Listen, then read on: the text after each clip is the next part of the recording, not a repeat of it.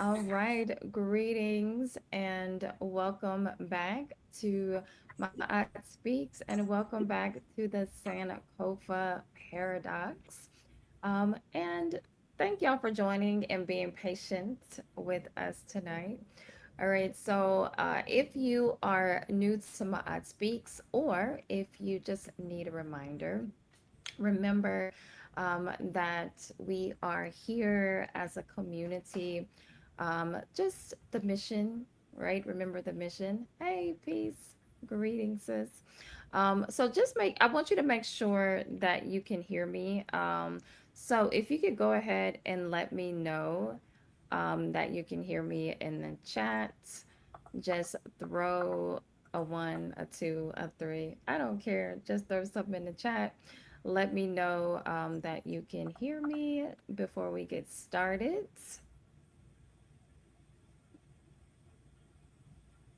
Hey, hey. Greetings, y'all. Come on in. Let me know if you can hear me okay.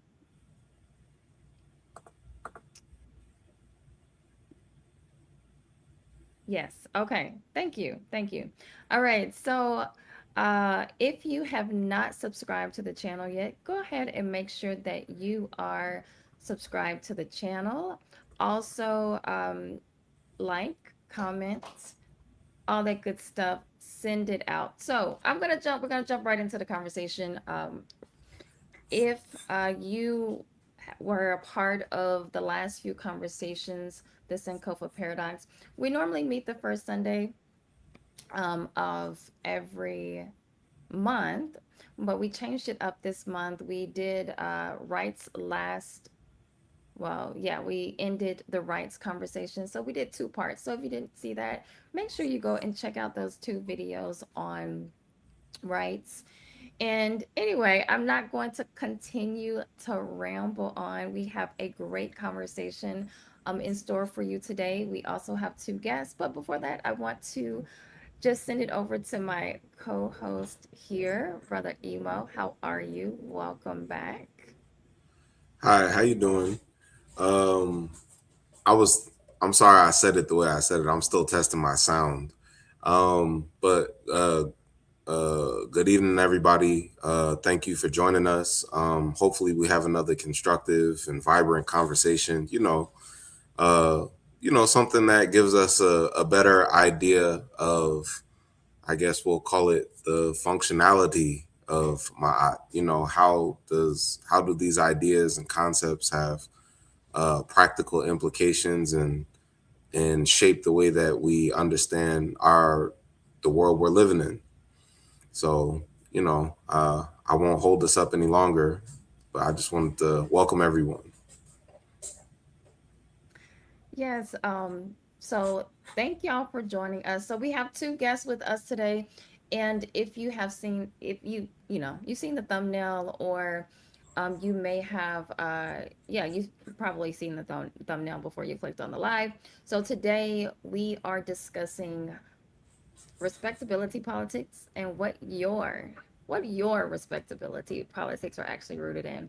And the reason that I framed it that way, and as me and Brother Emo were having that discussion, is because I don't think that we are always aligned when it comes to our standards, when it comes to respectability politics, when it comes to how we move, how we even bring it back to my eye. I think we have, you know, Brother Emo said it in the last conversation, we are ideologically diverse.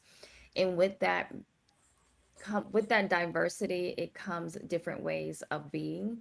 And I think the main thing here, as you know, when we have these conversations on My Speaks, it's about trying to come into more alignment with each other because it is very hard to move forward and work together if we are all moving in different ways. Now, this conversation came about really because of the last conversation. Well, the not the very last conversation, but one of the conversations that we had. I had it with my sister Neff on the channel, and we were talking about spin that verse and then India Ari. Now, I found I don't know the word I want to use. Um, I found it interesting. I'm gonna use the word interesting, that there was such a debate with the conversation. And then it started to feel like India Ari was the one who was being put on trial. So I think that that is where we came, because a lot of people in the chat started talking about respectability politics. So I thought this was a great chance for us to really dive into that conversation and discuss that and see, are we even in alignment when it comes to respectability politics, when it comes to our standards, when it comes to bringing things back to my eye. So I want to really, really dive deep in that. So we brought two amazing guests on who I think will be able to add to this conversation. And yeah, we're just going to go ahead and jump in. I'm going to bring my sister Hanifa up first. We have questions that we ask every guest. And so we're going to go ahead and dive right in. So I'm bringing up my sister here. Peace, sis. Welcome back.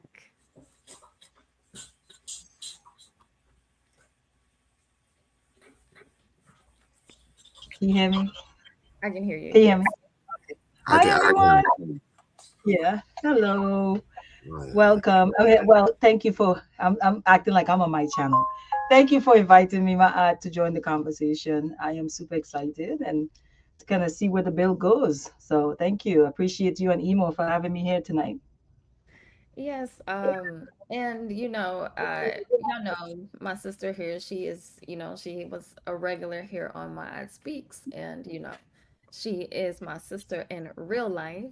And so I always enjoy our conversations. And so, yeah, I think that she'll add great value to this conversation. So, with that being said, Ima, I just want you to break down, just real quick, why we ask the questions that we're going to be asking each of our guests. We answered the questions on our very first show, the very first, the Sankofa Paradox. We answered these questions, but just kind of give a brief outline of why we ask each of our guests these questions. Yeah. The questions you're referring to, the questions at the top. Let me look at the document. So you're referring to, okay. Yeah. So the three questions that we normally ask our guests are, who am I? Uh, what am I? And how in the world did I get here? So the first question is, tell us something a little bit more about your story. What shaped and what's shaping the way you see yourself, other people, and the world around you. Um, the what am I is, it's more of a question of your being or the way you are, or your living, who you are, what you are. How do you understand yourself? And then the last question is, how in the world did I get here? So what experiences did you have in your life? Uh, teachings, challenges, revelations that shape how you've come to understand what you do today. So I hope those questions were concise. I hope I I said hope I it. said it. Yes, so we're gonna start with the first one, and just who am I? So that is, yeah. Go ahead, jump right in, sis. Well, I am Hanifa Nailah George. I am a mother of two beautiful and brilliant boys. One 14, one 7. I don't know. Don't ask me about the age gap. It just kind of happened that way. Um, I am originally from St. Thomas, U.S. Virgin Islands. That is my foundation. It is what shaped me pretty much to, because I didn't come to what we call the States the mainland. I didn't come to the mainland because we are a territory, a colony. I didn't come to the mainland until I was like 17 or 18 years old. So that shaped most of who I am today. I was introduced to I don't want to say introduced. I was around it my entire life. Through Rastafari. I was a Rasta in my early teens, like from 12 years old. Um, going into like the ninth grade, so like from middle school. So I got introduced to the Marcus Garveys, Pan-Africanism really, really early. So that's what shit. But it's always been around me. I always knew I was African. It's sort of like it's kind of in the culture. So it's not something you think about. You're seeing it, you're eating it, you're breathing it, you're talking. So that kind of shaped me to pretty much who I am today. Um, what was the other question? What are you? I'm looking at the questions in front of me now. How did you get to here? So that's pretty much it. That's my phone. My attribute. Sorry. Oh yeah, I was just saying, what are you? Yeah. Oh, for me, at this point in my life, I consider myself a spiritual person that occupies a Black body that is my responsibility to protect, period. And so for me, even though I am more of a spiritual person, I am not so spiritually minded to that I forget that I'm occupying a Black body in an anti-Black space, right? That is not lost on me. I know that it's my responsibility to protect that and to protect the people who also occupy Black bodies, even though I also see them as spiritual beings. So I hope that answers the what. Yes, and just briefly tell us, how in the world did you get here? So how did you get into this space? And you kind of touched on it, but where you are right now in your consciousness, how in the world did you get here? Well, where I'm at in my consciousness now is I'm way more open than I used to be. So I did pass through Christianity. And so even without I was a Christian all of my 20s. Um and I started to kind of, come out of the church like my late 20s, going in like my early 30s. And it's just been a journey ever since. I have not arrived. I have made many stops on the way, and that's sort of where I'm at. I'm always open. It's just so much information that we do not know, so many things that are still being discovered. Even just with your own individual journey, all of us are still discovering new things about ourselves as we expose ourselves to different experiences. So, what you say, how did I get here? How did I get here? It's just my foundation. I never strayed from it. Even when I was in the church, I was labeled a rebel because I had so many questions, about the Bible. But the church didn't introduce me to the Bible. Rasta introduced me to the Bible, but mostly the Old Testament. But I still had a lot of questions and so forth. And that never changed about me. My foundation in African consciousness, I would say, was pretty strong. I didn't realize it until I became an adult, and then I began to meet other adults who their foundation wasn't that strong, and they just they're constantly not sure which direction they can go in. I think I'm more grateful for the foundation now than I was at the time, definitely. So it's really just my foundation, and just being aware that I'm African. If anything else, in this, as long as I'm in this body, I am African. Yes. Okay. Okay. All right. Well, thank you for that. Thank you for answering those questions. It really does help us to be able to lay the foundation of our conversation as well, because as we navigate the conversation, we can also understand that we are our backgrounds, but we're also how we have moved, how we have navigated to where we are now in our consciousness. And, that's ever evolving, just like you hinted at, like that's, we're always, I always say we're always becoming. So what we learn, right? Like what we learn now, what we continue to learn, what we continue to absorb, we're able to continue to allow that to help us to continue to become. All right, so I'm gonna go ahead and let up our next guest. Um, my brother here, Brother Talawa. Thank you so much for joining the conversation. Welcome back. I can't hear. I think you might be muted. Oh no, no, Let me. no. I Okay, there didn't we go. realize. Oh, can you hear me? Yes, I can hear you. All right, all All right. right, all Hello, right. Hello, hello, hello, hello, everybody. hello, everybody. Hello, everybody. Hello, thank you It's for been a joining minute. us. Yeah, it has. It has been a minute. So starting with that first the questions that we just asked Sister Hanifa here. So tell us, who are you? So who am So I? who am I? So So I am I am Talawa Talawa Adodo. Adodo. In terms In of terms of background, background, I'm I'm Jamaican. Jamaican. raise a raise a foreign foreign and foreign. and So you foreign. see So how you see people how thought people thought mainland mainland is is the States states and and Virgin Virgin Islands. Islands. Jamaica Jamaica foreign foreign is is basically like basically like white people white people country. country. So U.S. U.S. land, land, Canada, Canada, that's pretty much that's pretty foreign. much So foreign. So I was I was raised in raised in Canada. So Canada. for So Canada, for Canada, that was that sort of was my sort of my back.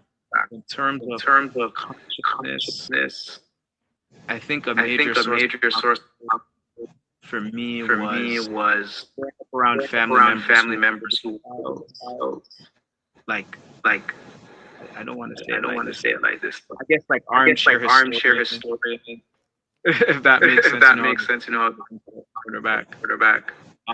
Um, so that got me So very that got me very interested, interested, but also but just also observed just observed racial reality racial right in front. reality right in front. For For example, one of example, my first arguments with my parents was, why are we living in Canada and not living in Jamaica, for example, because I could just see something was off. But and I was very young. Like I was probably 6 or 7 years old. So I didn't really have like you see now I talk with the systematic stuff.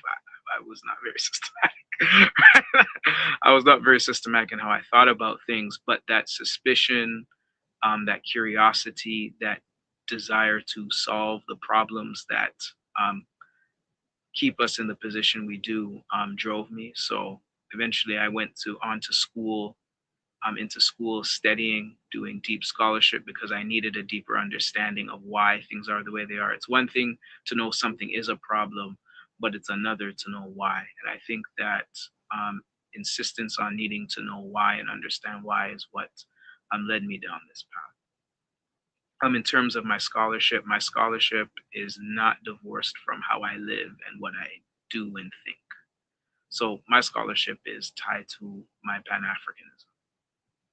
It's never it's not. never not. It's not from that. Okay, good. I think you kind of rolled all of that up, kind of into one.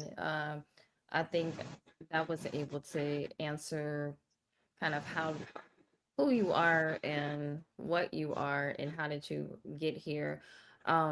So yeah, we're gonna dive into the conversation. So again, we are talking about what is your respectability politics really or actually rooted in. And so we answer those questions in the beginning because it does. It gives us a basis, it gives us a background, right? With both of you having been raised in Caribbean homes while we being raised um in the States, right? I'm from the south of the United States, where our brother Emo, he's in the north. So I mean, we As all have long a as long you as south you of the south of the Canadian Canadian border, you border, you south. south.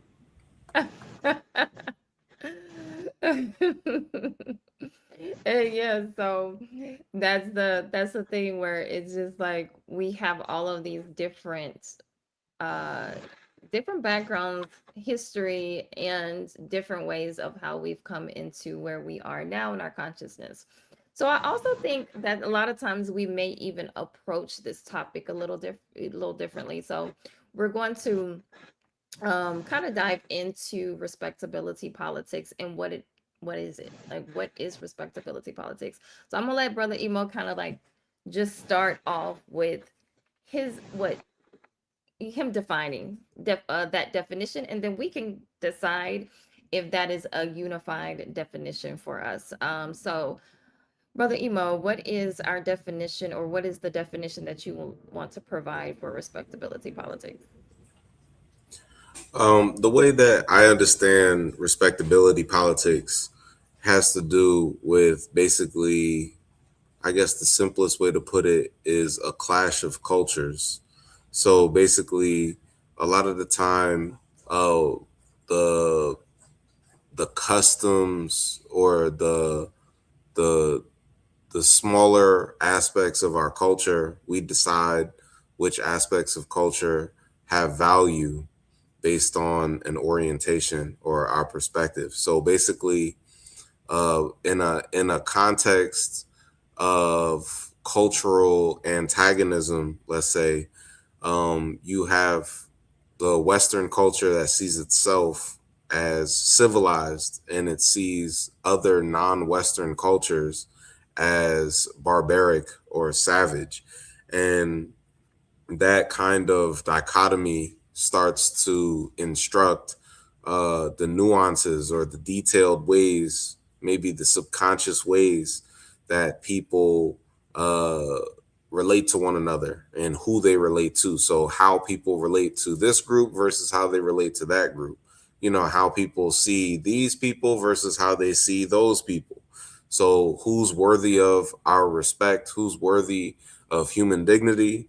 And whose suffering are we okay with, or whose oppression are we okay with? You know, like, so a lot of the time that's reflected in people's language, and it's reflected in the way people relate to one another. So respectability can be, I guess, a, I would consider it to be broad, but I also think that there's a purpose in defining respectability in a broad context, because we're talking about how people relate to other people within their own culture, how they think of themselves, and how they relate to other people, you know, outside of their own culture.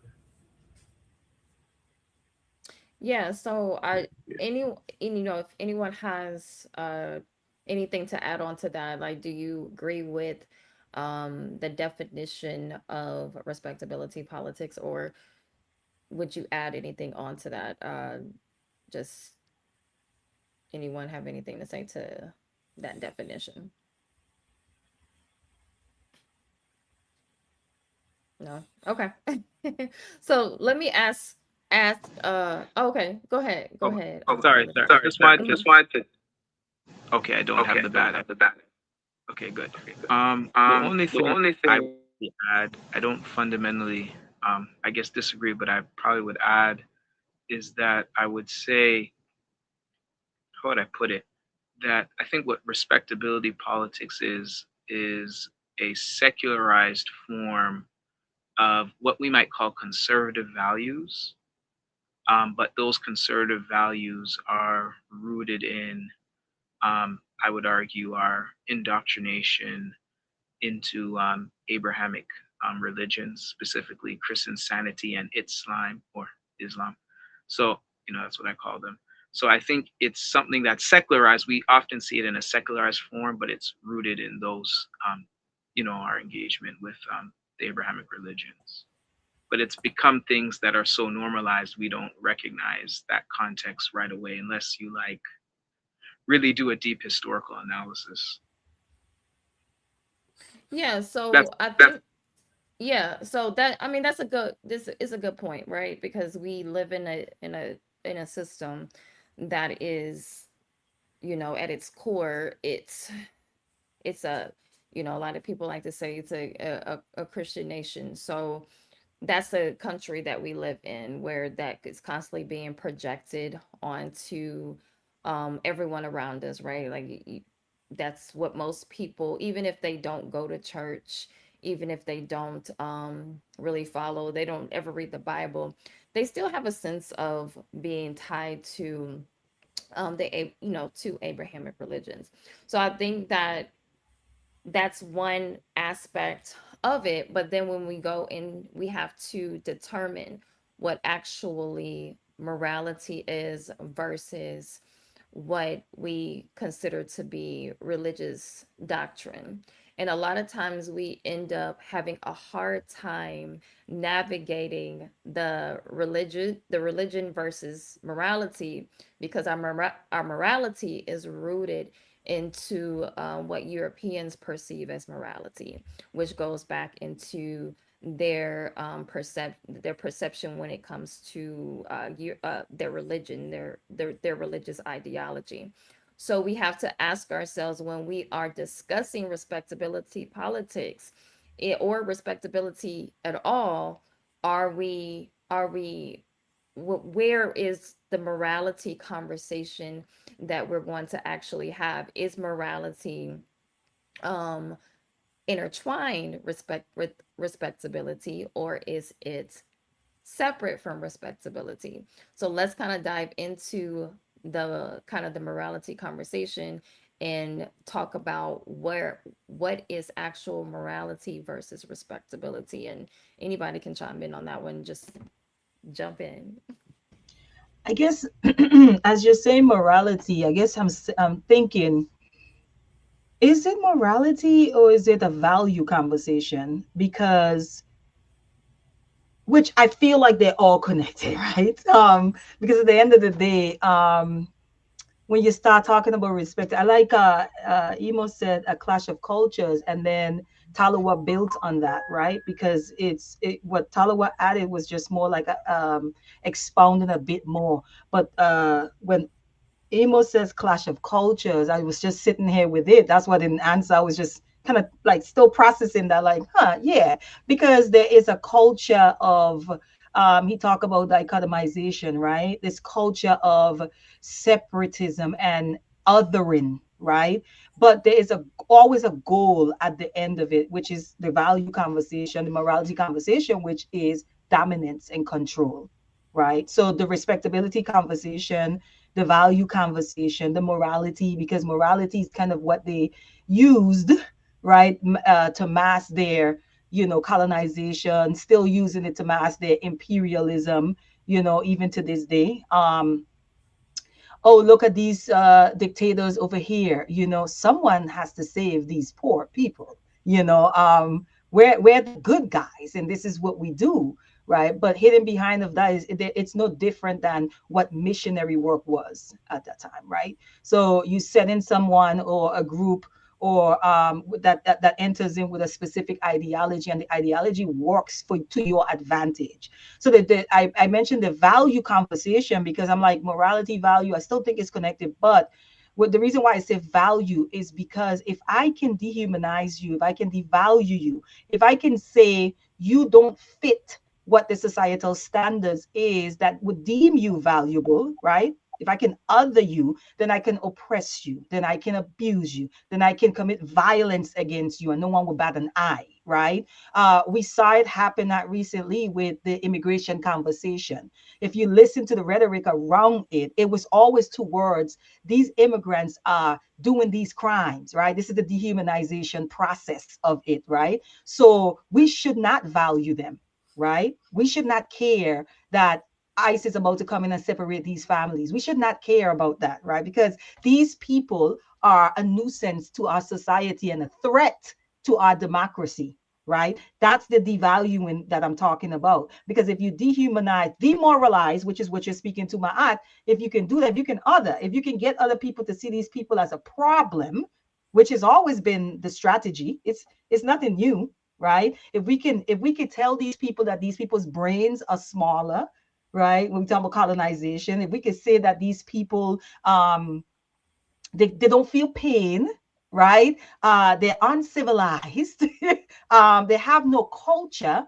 and they require us to introduce civilization, civility, and culture to them. If we can convince the world of that, because today we have social media, we have bots, we have all sorts of things coming on. But I mean, our that we have at our disposal at this point. But media is media. At that time, they were writing whole books, right, about us, right, whole articles, and circulating them and having these conversations, right? So propaganda has always been around. It didn't just come around because we have the internet now. It's always been there. So the difference is when someone over in America gets some writing about some people in Haiti who are considered savages because they're fighting for their freedom, they have no way of verifying that unless they have the means to get on a boat and go check it out. And who is going where they say that they're boiling people in pots? Who's doing that? Who is going where they say these people are savages? So the when you ask about the morality piece, I was like, I think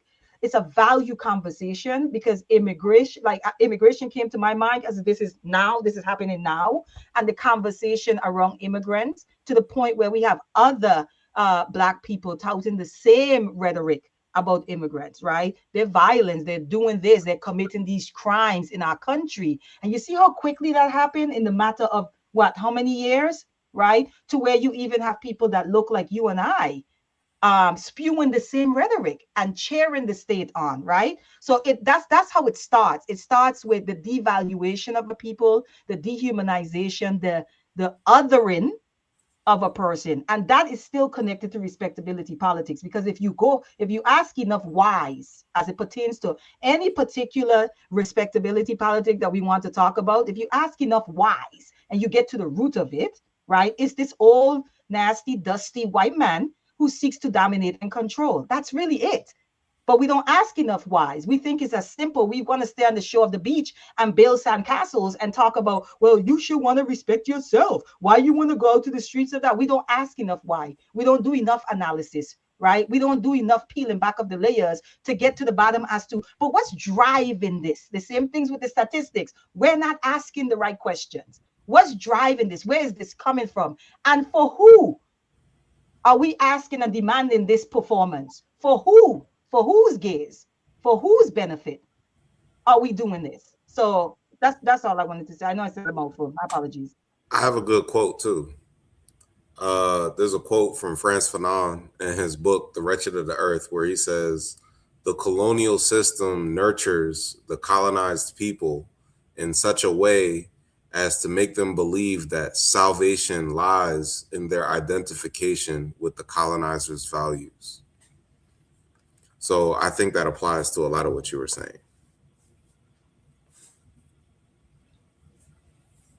Yeah, I was smiling and laughing because there were situations that unfortunately that come to mind when you were speaking, Hanifa.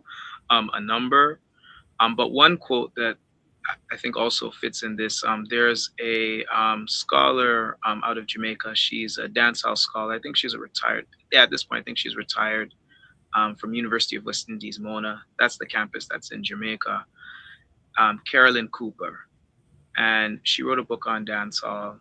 She's done other stuff, but I don't want to quote the title of the book wrong. But I feel like the main title of the book is "Noises in the Blood." And one of the things she brought up, and for those who don't know, Jamaica is a 90% black country.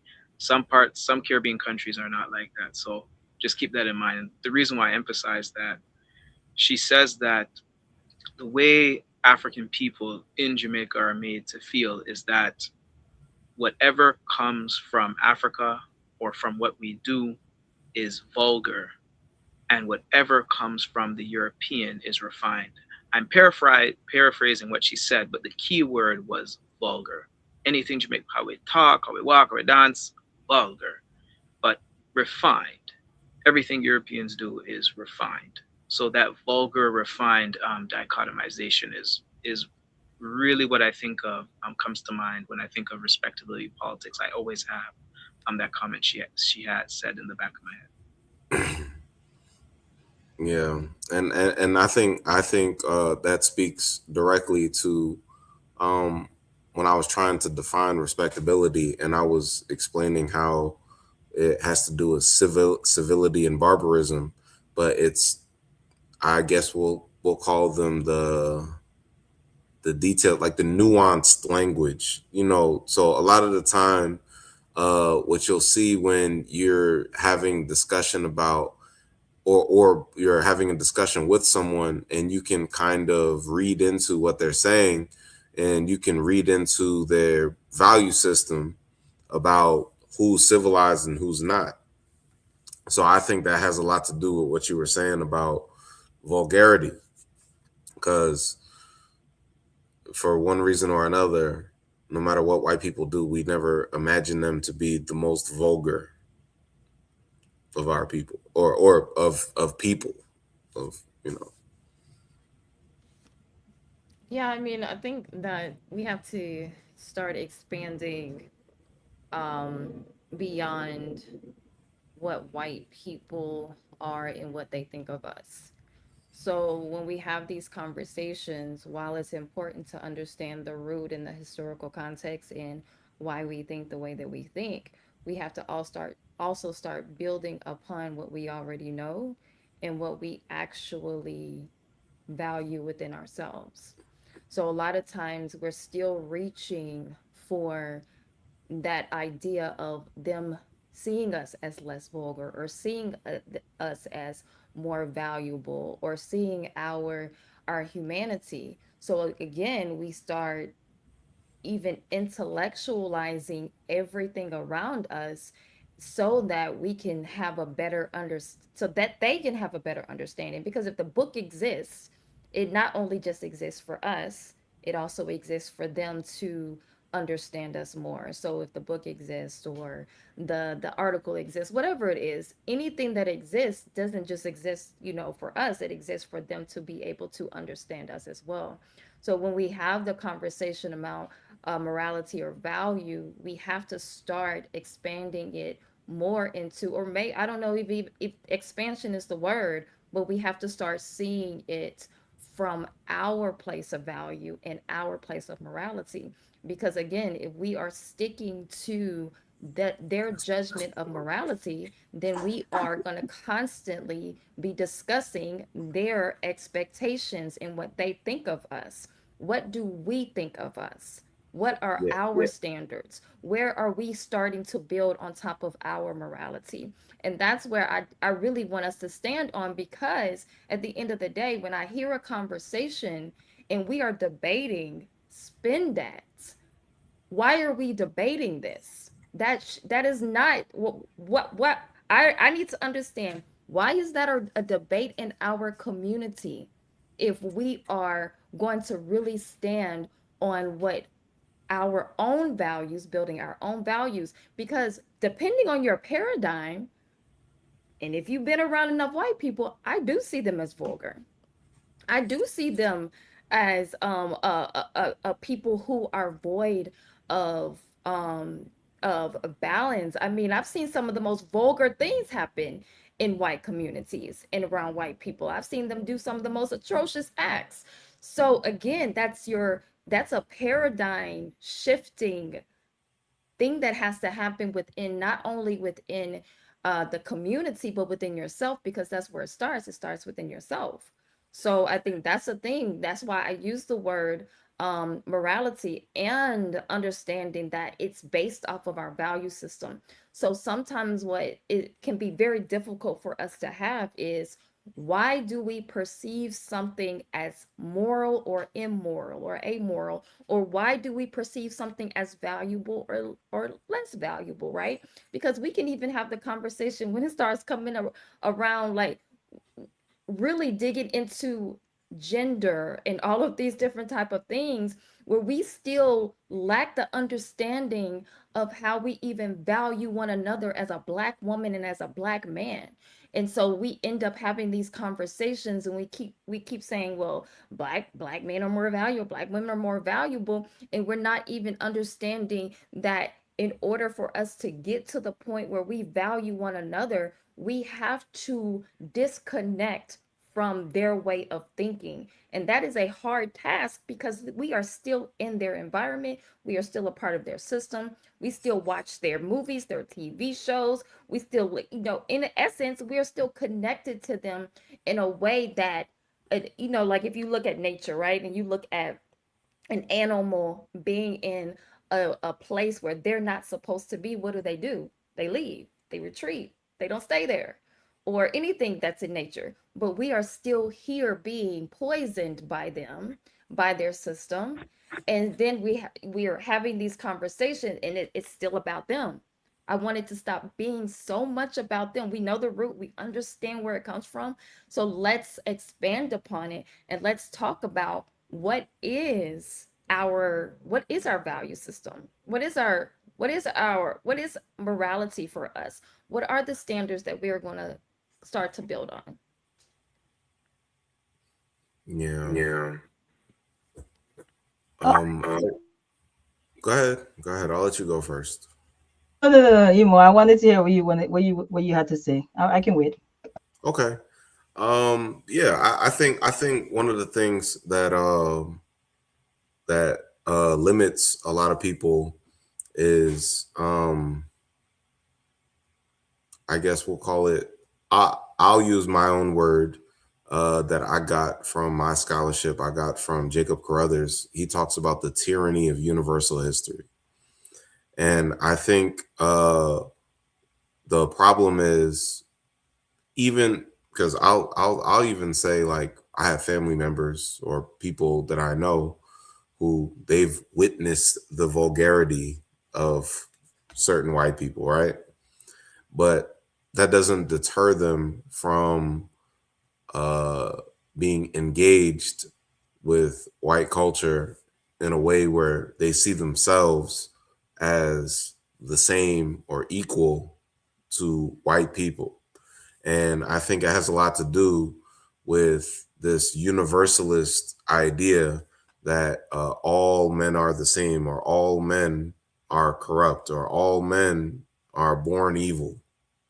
So, it's almost like, so that becomes the reason to kind of let them off the hook. Oh, well, of course they act like that. We do it too. So it's almost like there's but then on the other end, when black people are doing something wrong, go, there go those again. There go those N words again. So the thing is, it's like your value system, it is like the word that keeps coming up and keeps being used is foundation. So ma'at is your foundation. It's the basis from which you see the world, or you judge the world, or you see what's going on and you put things together. But a lot of people don't have a basis. So they suffer from that tyranny of universal history, where what happens is uh they see themselves as the same as the racist. They see themselves as the same as the colonizer. They see themselves as the same as people who are doing wrong to black people. So they don't have a universal basis for justice on black terms. That's what my is. It's universal justice, but that's our concept of justice. So because that's our concept of justice, we are the only definers of it. I think that's important, because a lot of the time when we accept alien definitions of what it means to be good, then what happens is we see ourselves as the same as other people, and then we look at ourselves or other people within our own group with the kind of contempt or vulgarity that we were describing a bit earlier.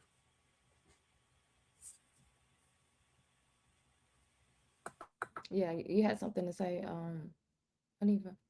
No. I was actually just gonna touch on where you was talking about, because you were discussing cultural morality, Mm, and you're saying literally what you're talking about is us defining ourselves for ourselves.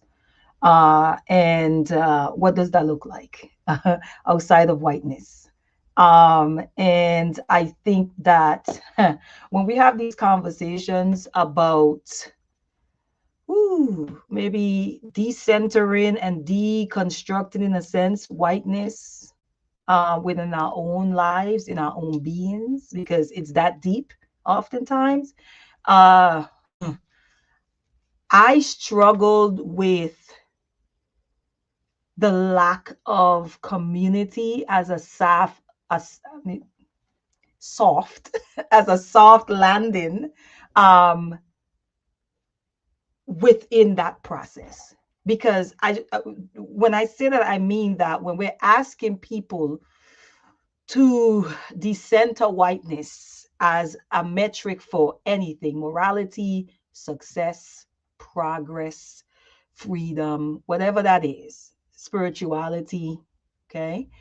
There has not, I'm talking for generations, for a lot of us, because we here are a minority within a minority. Um, for a lot of us, our people, and this is across the diaspora, uh, there is no alternative. They have not, if they've seen it, they do not believe it, right? They're like, yeah, but, but, but. right? Because imagining a new thing is very difficult when you have these programs of I like to say, some people say white supremacists, white hegemony, whatever you want to call it. Okay. When you have those programs where whiteness is centered, right? Running, and sometimes you don't even realize that it is to your own detriment. You really don't even, what you mean define morality for ourselves, right? We already have a foundation, whether it's a foundation of whiteness or not. I'm saying we as the collective, right? I struggle with that because, for example, you hear people talk about get your children out the school system. For example, I'll give that example. We lack community. We don't have enough schools to push that message.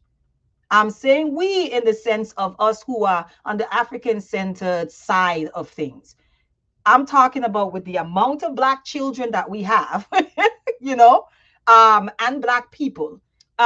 Community in the sense of when we say let's define ourselves, that requires community to support, to be there. When people say, okay, I'm trying to get out of this beast of a system as it pertains to my income, for example, you know, we need support in place, and oftentimes it's not there, and so that's scary for a lot of people, you know. And I'm not making excuses, this is the reality of it. That's terrifying when someone is saying you need to detach from the very thing that you think defines you, that you think that your identity is wrapped up in. That can unravel someone, and now we're talking about what mental health stuff at this point, okay? What do you mean? Where am I going? What does that even look like? And I like that you asked that question, Ma'at, because maybe it's the conversation that we can have right here. What does that look like when you say let's define morality for ourselves, right? Predominantly in our collective, we have predominantly, Talawa was touching it a little bit, those who subscribe to Abrahamic religions. For them, they already have a template in a sense for morality. You get what I'm saying? Some of us will say, well, some of it was borrowed from the laws of Ma'at. You know, we don't want to get into that. But they feel like we have a template, right? Their template then becomes, but if you don't believe the way we do, then we really can't do community and fellowship with you. They already feel they have a template of morality. So when we say define morality for ourselves as what? As Black people in the diaspora who have been detached from the continent for centuries? Or are we saying define morality for ourselves as just African-centered people? Because now we're having the conversation amongst ourselves. I don't believe we having it, but we having it online about whether we even African or not. So when we say define morality, Well, what do we mean by that? I guess is really like, what does that look like? Sorry, go ahead, Emo. yeah, I mean, to answer your question, I think a lot of the time, um, this relates to how people think of the concept of ma'at, for example. I think sometimes people are looking for a replacement for Jesus, like you were saying, and I don't think ma'at, uh, as a part of our culture, embodies the same principle. So I think what we're talking about when we're talking about morality for African people, or maybe let's say in the African world community, within African philosophy, who and what is a good person? How do we think about who is a good person, or who is a true African, or who is someone who embodies the principles or the values or the virtues that we like to see in our own communities? I think a lot of the time we don't have a model for that, or an explicit. I don't know if you use the word exemplar or example or template. I think the word you used was template. Yeah, template. Mm-hmm. Yeah, I think when we know explicitly what those templates are, that's why we look to Ma'at, because Ma'at is codified. So because it's codified, we already know that that's a moral and ethical system that we can ground ourselves in, and we can live a complete expression of ourselves. We can be free, we can be African, and we can have ethics to coexist, to correlate to one another. And I think a lot of the time people don't think about the implications of being in a community, because I think the individualism oftentimes is part of why people have that uh I think therefore I am mentality. So I think therefore I am is, I mean, is a, I guess we can say it's a philosophical way of describing arrogance. Because when people are individual and they're arrogant, they're not thinking about, well, if I do this, it's going to affect other people this way. They're thinking, well, I want to do this, so I'm doing this. And And that's not that's not necessarily necessarily. uh, the ideal or the standard of what we're talking about when we're talking about collective or community interest. And I think no matter which African culture, whether we're talking about Ma'at, uh, from in terms of classical Nile Valley civilization, or if we're talking about uh, Ubuntu, you know, in southern part of Africa, or I was just, I mean, because we are is Ubuntu. I was explaining to someone that when Ifa was brought to the Caribbean islands during the Middle Passage during the slave trade, uh, African people preserved their own culture and created Lakumi, right? So Lakumi is called Santeria by the Europeans. And if you think about the etymology of each term, Lakumi and Santeria, Lakumi basically means you belong to me, or basically I am because we are, you know, in other terms. So it's the same concept. It's the same principle. The African principle is the same. It's just different expressions of the same African principle in different places or among different groups of Africans. So I think what we really need to get to is the essence of who it is that we are and what it is we'd like to see embodied when we get together as a community. And I think that's Marcus Garvey's philosophy of African fundamentalism. I think that's what we're striving toward. That's what we need to anchor ourselves in and reproduce for ourselves. Yeah, I was going to say, you know, when we start talking about like the template that we need to use, or what is the template, right? Like we do have the template, we do have our system, our principles that we can build on, but we cannot push those things forward if they're not being pushed forward. So if we are not the ones who are actually committing to it and passing it on and pushing it forward, no one is ever going to see it. No one is ever going to think that there's something better. I was talking I was talking today about sort of the same thing where, we were in my family, we were kind of talking about a lot of times we don't, for example, you don't know that you can create a business, you don't know that you can homeschool your children, you don't know that, I don't know, there's a lot of things that we don't know that we can do because we have never seen it done before. And we're dealing with hundreds of years of using the same template and we live in a really a narcissistic society because most people are vibing with a narcissistic god. So a lot of times people are looking at a very in they're only looking at what I can achieve, what I can do. And so people are not necessarily building community in the way that is going to actually help the next person, right? It's kind of like my house is not flooded, not talking about the person who is next door to you. As long as we hear it all the time. I mean, I used to hear it all the time in the South, where from religious people, where they'll be like, well, God, I'm blessed and highly favored, or God really protected me, while the other person's house was completely like demolished by the flood, right? So I think that when we start talking about what does that look like for the mass population, we cannot start with the mass population. We can only start with ourselves, and we can only start with the our family units, our communities, in order to push those things forward, because no one is going to grab at that template if they don't really see it being utilized.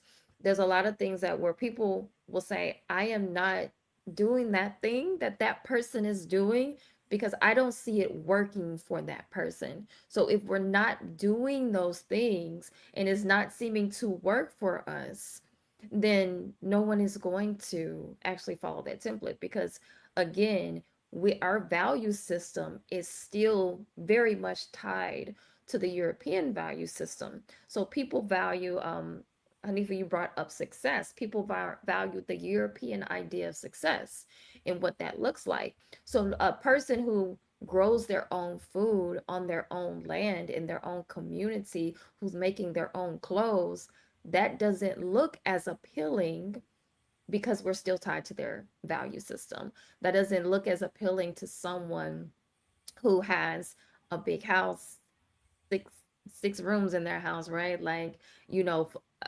their yard is landscaped and all of that. That looks more appealing. All right. And so we have to understand that we have to be the ones. And again, it may be small. It might be a small community of us who think like that, believe like that, move like that. But we cannot keep acting or kind of giving this language around the idea that it doesn't exist, because it does exist. For example, when we were talking, the last conversation, we were talking about India Ari and all of that, where we were like, oh, well, it's hard to like really pinpoint things to history. And, there's like Africa being vast, and, you know, there's a lot of things that we end up articulating in a way where we act like we don't have the foundation, and we do have those foundations.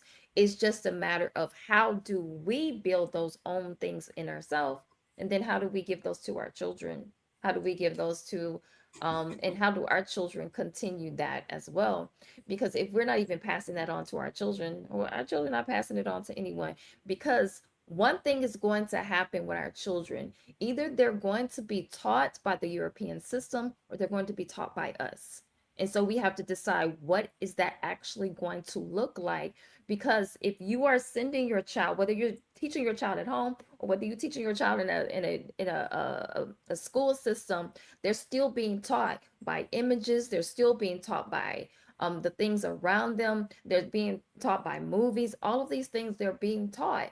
So again, are we giving them minds?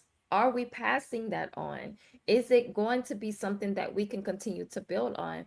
I don't know if anybody else has anything to say, because I wanted to go to one of the comments in the chat. But if anybody had anything to say before we move on. I have one thing. Okay. But what I would But say what I would about say about what I know what I know that that be be overlooked overlooked is that is that there's like there's layers like of layer mod. mod, Scholar scholar, Teofile Theo. Oben. He has a book, African Philosophy. I think Emo, I think you might be familiar with it because we went to school together. So I think you have the book. But what's important that he does is that he describes layers of mod. Because oftentimes, and I heard Emo, and I think Hanifah, and I think you, Mod, have alluded to it. People think of like, I think Hanifah, you said it like, I'm spiritual, but I know I'm black. I had a few images in my mind when I say, because some people will say, oh, I'm so spiritual that they don't need to think about race and all that crap. So that's what I was thinking of when you said that. I don't know if that's an accurate representation. You can correct me if I'm wrong, but that's what came to mind. Um, what I like about how he explains Mott is that there's a cosmic level, an interpersonal level, and a communal level, and a governance level. So Mott is in different aspects of society. So part of why we're not sort of in alignment is because, well, our economic environment, we're dealing with ISFET, right? ISFET is the negative opposite of Mott, right? So we're dealing with white terror domination, right? Pretty much, wherever you want to call it. So we're up against that on several levels. So the key, like Maat was saying, it's what we do it personally, because whatever sphere of influence you control, well, you have to do what you can do. And as we build, these things will shed, right? That's how I see it. So the key, what I got from it is that Maat is also economic, it's social, it's political, and personal. So, for example, when someone is saying to me that they're spiritual and they're into African spirituality, they're just getting into it, I can tell they haven't historically researched it, because they'll do things like have a partner who's non-black. Now, when we're talking about going into something that's part of African culture, it's important to know why we do the things we do. That was something that an elder told me when I was really confused, like extra confused. I'm like, okay, how do I make sense of this? His thing was always, you got to look at why, the context which we did it, but the why part.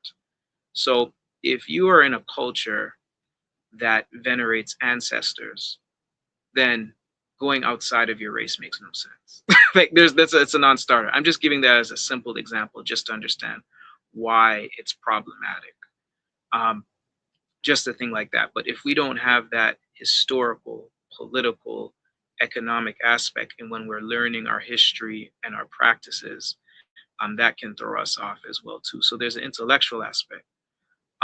Because of the other areas that are affected by ISFET, those areas, there's a socialization challenge because we're used to being in a certain environments. We're both having the same core problem, but we're affected in different ways sometimes. A lot of overlap, same core problem, and a lot of overlap, and a mix of individual nuances here and there. Part of why I emphasized the Abrahamic religions with respectability is that I think part of the religious indoctrination, I think freeing ourselves out of that is a multi-generational work. The reason why I say it's a multi-generational work, because it was a multi-generational indoctrination. You're looking at like 6-10 generations of Christian sanity or Islam, sometimes both, um, depending on the family you're talking about and the region of the African world you're in.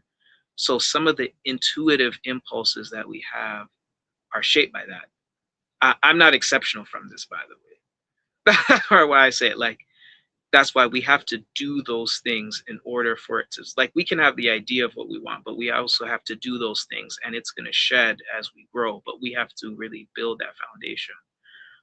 Part of why, and going back to the religions thing, I think those of us who are conscious, it's hard not to have some of those views situationally, even if when we outright reject them, because it's shaped to a varying degree, and I take it case by case.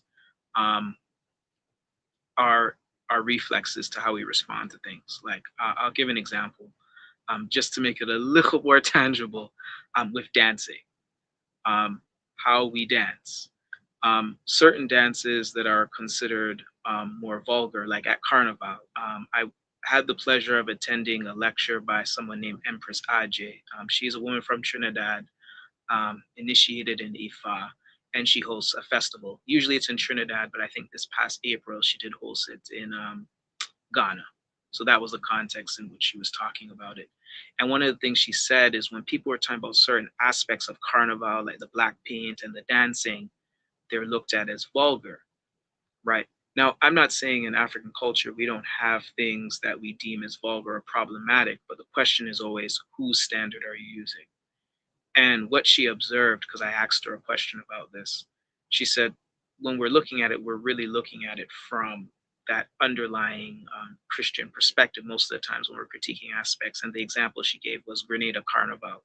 Oftentimes, this is ridiculous, this is barbaric, this is all these things. But if you understand the African context and festivals, specifically how we see the body too, um, you have a different perspective. So there are certain things we do that are part of our culture from the continent in diaspora that we do, sometimes even more than they do in the continent to a certain extent, surface wise. But we don't necessarily know why we're doing them. We just do them. And that's where I think Emo's point about clash is very important, because it's not that we just strictly do what white people say. there's a clash. Like I'll give an example of a family member who very, like, I would say they're an Afro-Saxon, right? They can be the biggest Afro-Saxon, but if you ask them, are you gonna have a Chinese person do your hair? They know that doesn't make sense. They know that doesn't make sense. There's like, we can debate the racial barrier, but you can't transcend the cultural one. I like to say I might remix that a bit, but I'm just seeing if it sticks. But you get my point. We're fundamentally different people from them. We're not opposite them, but we're fundamentally different people. And I think once we kind of understand that intellectually and live that socially, it becomes easier. But that's a multi-generational work. That's an institutional scale work. So that's why I think understanding Maat is something that was the glue of different aspects of a nation, is very important. Like you can see Maat in how we dance, right? Just as an example, and I'll cut it at Yeah, so Sorry. it's so yeah, I think the question then in the chat, right? Like it's kind of it's um kind of touching on that. So I'm gonna read what it says here. It says, and do we separate historical, cultural, tribal practices from what those practices have evolved into today? Is cultural doesn't necessarily mean the modern expression serves the same purpose. So I have my thought. I definitely have my thoughts on that. I'm gonna go ahead and let someone touch on that. But I do have my thoughts. I think what because we talked about defining culture, and we said that we were gonna actually define what culture is. But I think that a lot of times when we start talking about culture and what we accept as culture, it's not always culture per se, right? Like it's what we tend to The it's it, modern. yeah, it's like it's a modern version. For example, like somebody may say, like even when it comes to food, somebody may say, well, in my culture, like chicken, that's a good one. Chicken in the South, like people, everybody like chicken in the South, right? That's a part of the culture. That doesn't necessarily mean that that is a cultural relevant actual thing, or that it is actually something that should be a part of the culture. We can talk about hip hop music, we can talk about so many things that we deem as culture, and a lot of the things that we deem as culture is tied to um some form of trauma. It's tied to some I that's the best way I can put it, because anything that has kind of come out, and I'm talking from being being in this, being a African in the States, right? Like, there are a lot of things like when we talk about jazz, when we talk about hip hop, when we talk about most of our musical expressions that we deem as cultural, a lot of those things come from trauma. So, what are we Well, label? Go ahead. I'm gonna let you go ahead and jump in because I said I wasn't even gonna say nothing. So, go ahead. no, I think you're hitting on uh kind of the same response that I had to the question, because I understand that some people do define culture as trauma. I don't. So the way that I identify culture is what I would consider to be your way of being. So what are you? The essence of what you are is your culture. So your expression of yourself. So I think a lot of people want to make culture something external to who it is and what it is that they are. To me, that's what the modern expression of culture is. And that's why on the radio, when they talk about hip hop, they talk about the culture as though it belongs to everybody or it belongs to nobody. Right. So when they talk about the culture, and then they want to put all of the vulgarity on black people, as though black people are in control of those images and those products that we're seeing. That's not an expression of our culture. Those are people from our culture misrepresenting our culture. So I think a lot of people don't always understand this concept of agency. I think people think anything black people do is a reflection and an expression of who we are as African people.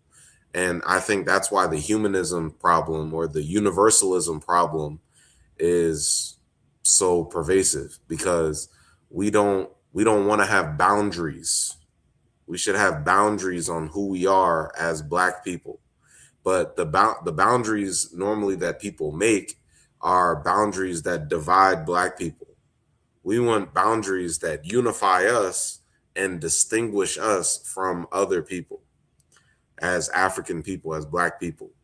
So I think a lot of the time that's the issue, when people are thinking about culture, because they want to do a parody to white culture, they want to do a parody to Arabic, or they want to do a parody to something Chinese or something Indian, or they don't always think of African culture within its own conceptual universe.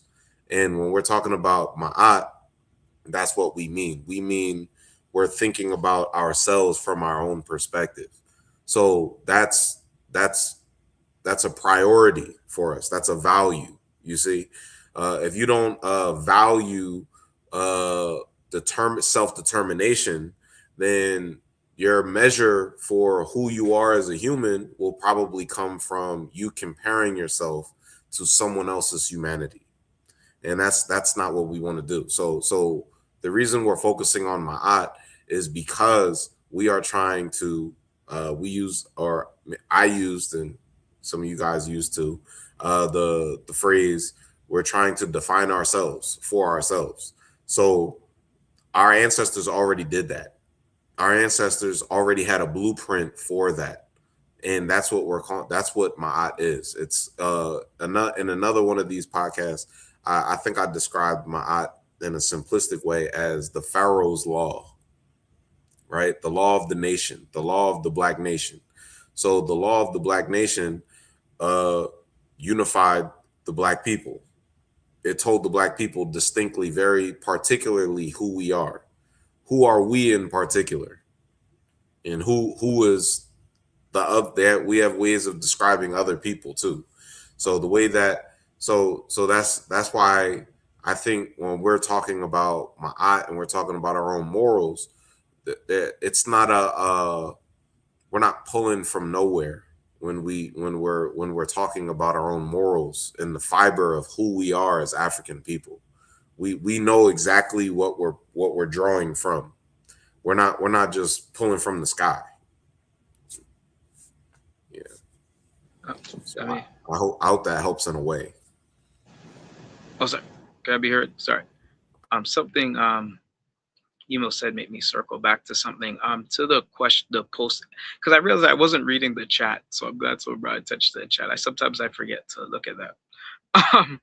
But to the question the person asked specifically, I think it was something Kian. If you could pull it up back, Matt, for me, Yeah, can you put it on the screen, please? Thank you. so I'm sure. Okay, it's what separates historical practices from those that have evolved today? Is it cultural? It doesn't mean the modern serves the same purpose. So what I would say that just based on some of my research, some of the things do serve the same purpose. It's just the surface level environment is different. So we don't recognize it readily because we don't have the historical context. So we don't have the memory. We don't have the institutionalized memory, because remember, we're going to the indoctrination factory called school, right? We know all this Greek stuff, this biblical stuff. We can run the gamut. But ask somebody, what's the oldest book in the world? No one's gonna know that's Ptahhotep. I know us on this panel know we've been in, but as children, if you did ask me that, if me a Pitney you asked me that, I would never have guessed that. There's no way I'm guessing that. So I think that's where the memory part, I think that's what history really does. It gives you the memory to know what you did, and what the cultural values that kind of gets us into understanding why. Because we're people that move. We're not in one place or one moment in time. There's different situations that make us respond to certain things a certain way. Now, whether that response is favorable, you have to look at, does it serve our interests socially? Does it serve our interests economically? Does it serve our interests politically? So, for example, let's say we should be able to drink anything we want at a festival, right? We don't have to drink the usual thing that we drink. Like I'll give an example in Ghana, just to make it tangible, because something that I thought was interesting in Ghana. So in spiritual centers in Ghana, or shrines, there's a problem. Well, when they're giving libations, right, to our ancestors, right, that's consistent, because even in Ghana, we'll think it's pure and traditional. They're pouring libations with schnapps. That's a German brand of liquor. I will tell you, say, schnapps was what our ancestors were pouring. No, usually they'd be doing water, or if they're at a festivity, they're doing palm wine. Now, what happens when people start going to schnapps instead of palm wine and the water that's an actual resource? So not only is it anti-natural because of the extraction that goes involved in schnapps and the making of liquor, but it's also, you're taking money out of your institution, your nation, your institutional framework and it's going into theirs. Right. So there's things like that.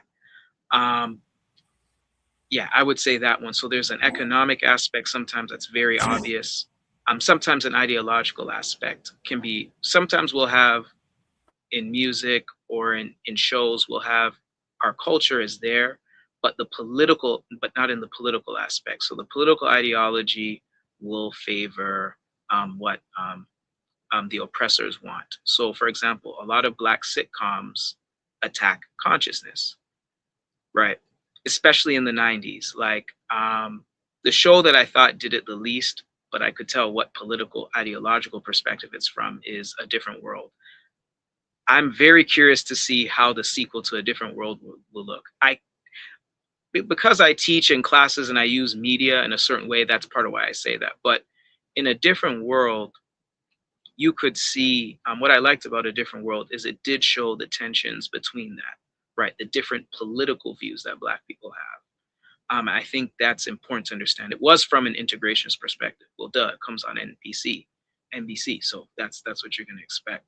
So sometimes there's aspects of our culture that come out socially, but politically, it's something that's going to favor the political interests of the white society. So what favors them is Black people saying, well, there's nothing wrong with the system. It just needs to be more equitable. Because if you challenge the system and say, no, we need a whole new system for ourselves, that threatens them. So for example, if Dwayne Wayne from A Different World says, you know what, why am I trying to work for this Japanese company and all that? You know what, maybe I need to go to Ghana and try to build something there, build a gaming industry there, get something going. That's never going to cross his mind in the show. And they would never portray that on that show. I know there's people like that. I know people I've lived in. They wouldn't portray them as a reasonable person. Yeah, exactly. Or, but reasonable to you and me, because the viewer, because no, I agree with you, Emil, because the viewer, what they want to insinuate to you is that we need to be with them in everything we do, or that gaming is neutral. There's no cultural context to gaming, right? Everything is neutral. It's like with Blackish, to make it a little more recent. I had a young family member. I remember when Blackish was maybe a season or two in. It was new at the time. I didn't watch it regularly, but I saw my family member watching it. And I said, you know why I don't like this show? And it's not that I don't like jokes or I don't joke, because I'm not like, oh, conscious people are miserable. It's not that when you become conscious, you don't joke. It's just the things you find funny are different sometimes. What you laugh at is a little different. What I said to him is, these two guys are fighting who can be the favored Negro of the white corporation, instead of thinking how they could work together to do something for their community. And in Blackish, he never questions, why is he living in a neighborhood where he's the minority to begin with? Yeah, Kenya Bear says it's based on his life, kind of. He's not the type to ask that type of question. But those are the things that are normalized through those networks, because the integrationist Black person's interests overlap with a white interest. That's the only way it works. They're not going to have a nationalist show on NBC, and a Black nationalist show would not be going on NBC or such platforms to begin with.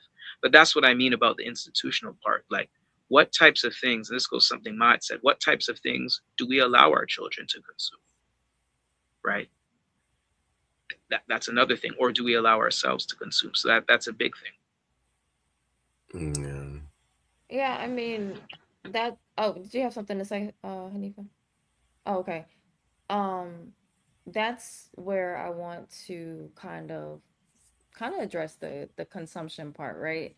Because I think that a lot of times when we're in these spaces, and I mean, Talawa, you said that like you're not separate from the being affected, right? Like being affected by the Abrahamic religions, and as a totality, this system, right? Because there's this system is comprised of several layers, all benefiting the same, like this it's benefiting the same structure, right? It's just the same thing, like it's to benefit the the people that are continuing to kind of continue it to go, right? So even when because I see Keon said historical memory tells us where a practice came from, but what is our test for whether its current expression is helping or harming us, right? So There should I be a break in continuity. well, yeah, right. But let's think about that, right? Because we have to when we start talking about what we're talking about, like we're with respectability politics, and that what goes into that, because stemming off of the last conversation, it goes into accountability and it goes into standards. So it a lot of times, because one thing that has been really just I've been trying to deal with in the past couple weeks is just truth, right? What do I know is true? And what is an illusion?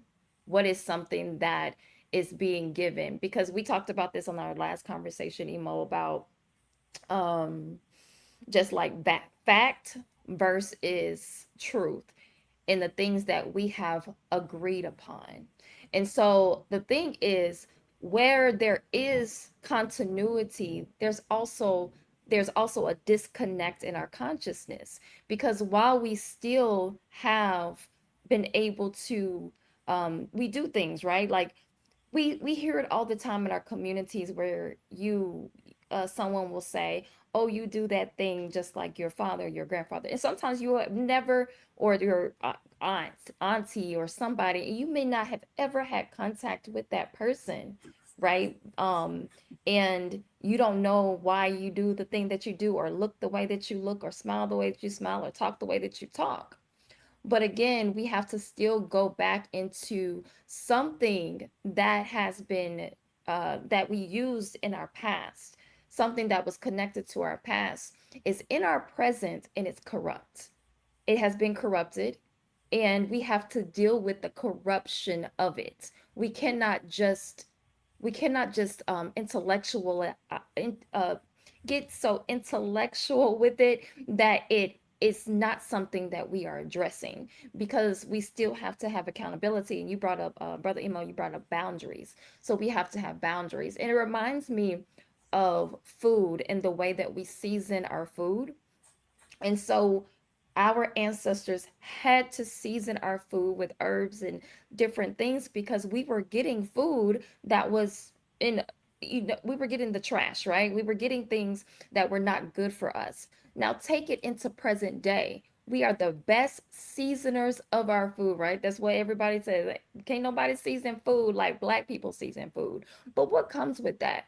Heart disease comes with that. Diabetes comes with that. There are things that are added on to the fact that while we are great at seasoning our food, we are also have the highest of cholesterol, high blood pressure, disease in our all these diseases in our community, and we have to understand the cultural dynamics of those things, that why we did them, so we can understand why we did a thing, and we can bring it into the present day, and we may understand why we doing it, but why are we still doing that thing today? Is that thing that we're doing today, is it helping, is it harming, is it causing discourse in our community? Because I think a lot of times when we are talking about truth and we're seeking truth, a lot of times we're not just seeking, like we're seeking like a confirmation, right?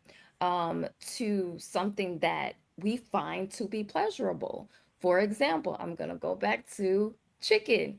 So a lot of people in our community like chicken, right?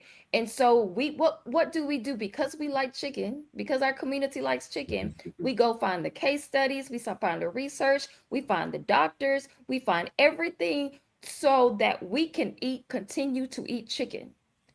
And so that's the thing, like we have to actually look at the thing that we find pleasure in. Is it actually culturally relevant to today? And is it actually helping us in today? Or is this something that we need to look at, dissect, and research in a more direct way? Because when we start talking about things that are a part of our culture and whatever it is perceived, because we're still looking at what things are perceived by the white gaze, right? And what white people perceive those things to be, but what are they within the context of our community right now? What is it? What what is the standard that is in our community? Because when we start talking about, because I know that was one of the things when we started talking about India, I read her like respectability politics and her bringing up like Megan Thee Stallion and all those different things and all these women, on the stage and stuff like that. And then we say, oh, well, that's because of her respectability politics and things like that, where we have a we have a hypersexualization that came from Europeans and their vulgarity, and then we're intertwining it with our culture. So we have to be able to separate what actually existed in our culture and why we did those things. Yes, the way that we move our bodies is very relevant to how we are as African people. We dance, we move our bodies, we wind. We had the older women teaching the younger women the dances. But we still have to understand that a lot of times it also is about how do you feel about when you see that particular thing? Is it really when you're looking at a black woman winding her body? And I'm not just talking about men, I'm talking about men and women. When you're looking at a woman wind her body, are you saying that you are not receiving pleasure when you see that? So then that goes to, well, that's African. Or are we really saying that because it's tied to our African history, that's why we like it? Because we have to be able to separate our European ideology, our European mind from what is existing in our society. Because I always go to something simple. Is if you knew that something is harming your child right now in this moment, if the food that you give your child would kill your child in 5 years, would you do it? If you left your child with somebody who's going to kill your child, and you don't know, like, would you leave your child with that person, and so on and so on? If that's something, that particular thing is harming your child and it can harm your child in 5 or 10 years, would you still expose your child to that thing? I'm pretty sure the answer would be no, right? Because we live in this very linear kind of mindset, right? We cannot see the outcome. We don't know what the end result is. So when we put our child in front of the television and we show them certain images, we don't know what's coming from that. We don't know how they're dissecting that. So we continue to do it because we do not see the results in an instant. We don't see it instantaneously. We may not see it until down the line. We may not see it until 10 years from now. But that's the thing, how we have to understand what, again, this is, at the end of the day, this is a standards conversation. How do Yeah. we operate within these standards in our community? What is it actually rooted in? Is it really rooted in the fact that we love our people so much and we're leaning into African history? Or do we love the things that it makes us feel when we're engaging in those things? And so, And I'll stop there.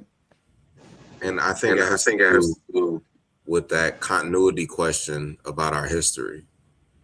We're not separate from the past. So that that when people break themselves from the past, they're trying to divorce their morality in the present from the basis on which they're judging the past, or the basis on which they're interpreting the past. So, your values then should be your values now. Your values now reflect what your values would have been back then.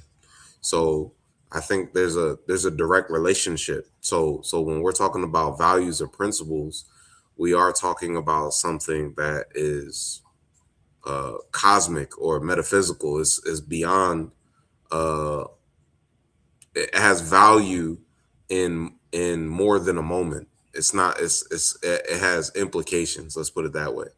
So I think a lot of the time we're not thinking about the implications, So and I think the beautiful thing about Ma'at as a concept is that Ma'at does not only reflect truth in terms of accumulated knowledge, it also reflects truth at the level of intuition.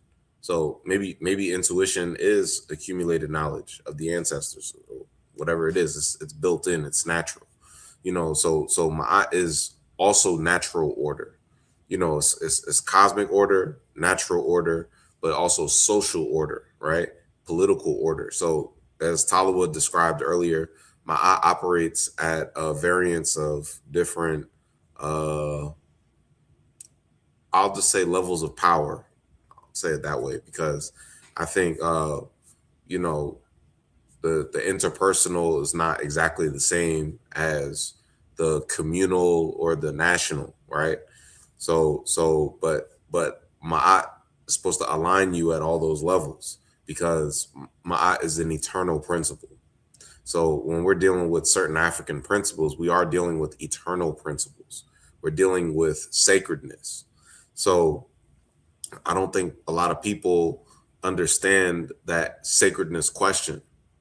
I think that sacredness question is taken for granted because of the tyranny of universal history.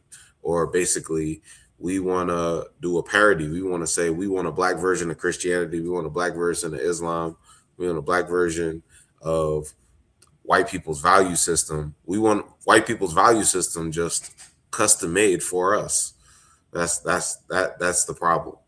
So I think the sacred question is important. I think when we see ourselves as a reflection of our ancestors, then we judge the world around us on a similar or the same basis that our ancestors once judged the world around them, and what they used to decide what values or what principles they decided uh, reflected the way they would like to live and survive, and thrive. So I don't think a lot of the time people want to look at the past and they want to say, "Oh well, I wouldn't have did it this way, or I wouldn't have did it the other way, or whatever." It's like, well, how they do it and why they do it that way. So when you know what the principles were then, you know what principles should be you should have in the present. So Yeah, and we do an I'll opposite. We do an opposite thing sometimes, where we try to do just what the opposite of what Europeans are doing. So they yeah, go but with yeah, that's still the Eurocentric paradigm, exactly, exactly. because it's subversive, and the Europeans are subversive. White conservatives, they're subversives. White liberals are subversives. White feminists are subversives. White communists, they're subversives. White capitalists are subversives. Every uh white paradigm is about rebelling against nature. It's like you're at war with nature, man versus nature. That's the white man's paradigm. Fundamental alienation. So a lot of the time we're not thinking about fundamental interrelation, which is ma'at, which is the way that African people conceive of our relationship to each other and our environment, and the forces that exist in the world that we know of. So we're not thinking on that level often. We're thinking about ourselves in isolation from our environment. And I think that isolation or that alienation is often what, you know, uh, can mislead us to what I call oblivion. Yeah. I just, As Oh, go ahead, Talawa. Go ahead. okay, okay. I just want to get this one off because I'll probably forget it knowing me. So two things. I'll give just two examples. Well, I do before that, I'll give one caveat. I don't do the modern versus ancient because our principles should be applied universally. But I do realize we have, certain conditions that are different, like being in a Black society where we actually run things geopolitically and socially is different than when we're in a very compromised position. So that part noted. But what I mean is sometimes there are things that we do because, again, we're in a situation of cultural clash, not erasure or genocide. There are things that are clashing. So you have ways that we naturally are crashing against an infrastructure that's being imposed on us. So, for example, there are things that are fundamentally a part of us that might need situational correction. And then there are things that are fundamentally incompatible with what we are, and there's no salvaging them. I'll take in the continent, traditional, what they call, or indigenous, I'll say, indigenous governance systems. Like they'll talk about the Asante Hene, the quote unquote chief of the Ashanti people in the Ghana, Ivory Coast area. Some of them fought against Europeans, some of them were very compromised. That has more to do, that's more of a situational problem. That's not a fundamental problem. That is our system. But there's a situational problem we had with certain rulers, right? That's situational. Fundamental problem, an idea, something like communism or capitalism. Those are things that are designed with European assumptions about reality to begin with. This is why we look at, it's not a surprise, for example, that certain aspects of African culture in the so-called American South, Richard Not So Right, I'm being really petty on Richard Wright for a reason. He was a Marxist. He looked down on everything that Black people in the South did that alienated them from white people. He had that vulgar, refined complex that Carolyn Cooper describes. But why? Because he's a Marxist. Also, he was sleeping in bed with white women. So there's that too, because his whole thing was we need to validate ourselves for white people. Now, he's a very extreme example, but what I'm trying to say with the communism versus the indigenous governance system, think there are things that are organic to who we are. There might be situational problems, like, okay, for example, like why are white people allowed in our sacred spaces? Or why are people who are in positions like a Hugan or a Babalawo engaged in sexual or romantic, or I would even say friendships with enemies of our people? Um, that type of thing. That's a situational problem. Those are situational, political situational problems. Those aren't fundamental problems that something is wrong with it. There's more so this situation needs to be corrected. But now when we take something like capitalism, which we all kind of know what it is, so I won't deconstruct that. We know fundamentally it's bad for us, right? We know fundamentally whatever. We know we navigate certain things in terms of making money because of our compromises, but the relations we form with each other and how we do business, how we approach our spending, where we choose to live and all that, that's the way we counteract them. Even though we don't control things geopolitically, that's what we can do individually and collectively. Like what you can't do in the world, you do in your country. What you can't do in your country, you do in your town. What you can't do in your town, you do in your neighborhood. What you can't do in your neighborhood, you do in your house. What you can't do in your house, you do as an individual. So it's like, I think of like an onion with layers of circles. So I would approach it that way. But the question Keon asked was really important about how do we measure when it's valuable. You have to look at the social, the economic and political aspects are usually very easy, but I think the social aspect is tricky because this is where the intellectual aspect is important because we have to really understand what our values were and what Carolyn Cooper's work did for me about the vulgar and refined. One of the things she emphasized with the way people in dancehall dance, or you could even apply it to carnival dance, even though they may not know African history right away, it might not be a thing, they're just living it. There's some things we just do. it doesn't really require us to intellectually. It's like, you know, your hair is going to grow a certain way whether you're conscious or not. Now, how you respond to your hair, how you respond to it is obviously going to be a reflection of, you know, whatever. But what she was saying is that African people, because we're people of nature, we see the body very different than the Europeans. That's one of the areas that's fundamentally different. And one of the ways we could see this historically is, well, there's two cases. In Mali. So Mali, medieval Mali, this is Mansa Musa. I have a whole issue with how we big him up, but just to give a visual marker. Um,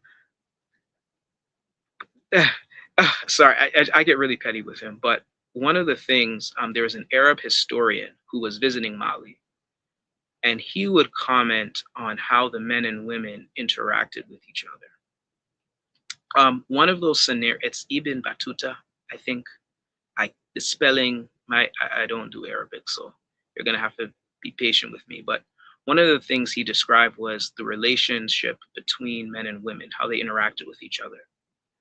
So in an Arab context, the lack of an outright subordination between the husband and his wife was a problem, or some of the women around him, because at that time, this is the 1400s or the 1300s we're talking, just to give a time frame.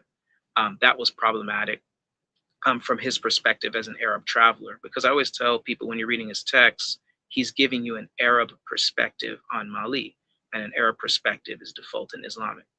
The second thing was when he described the dress and the dancing of the women. He described it as barbaric, more or less, and the nudity and all that.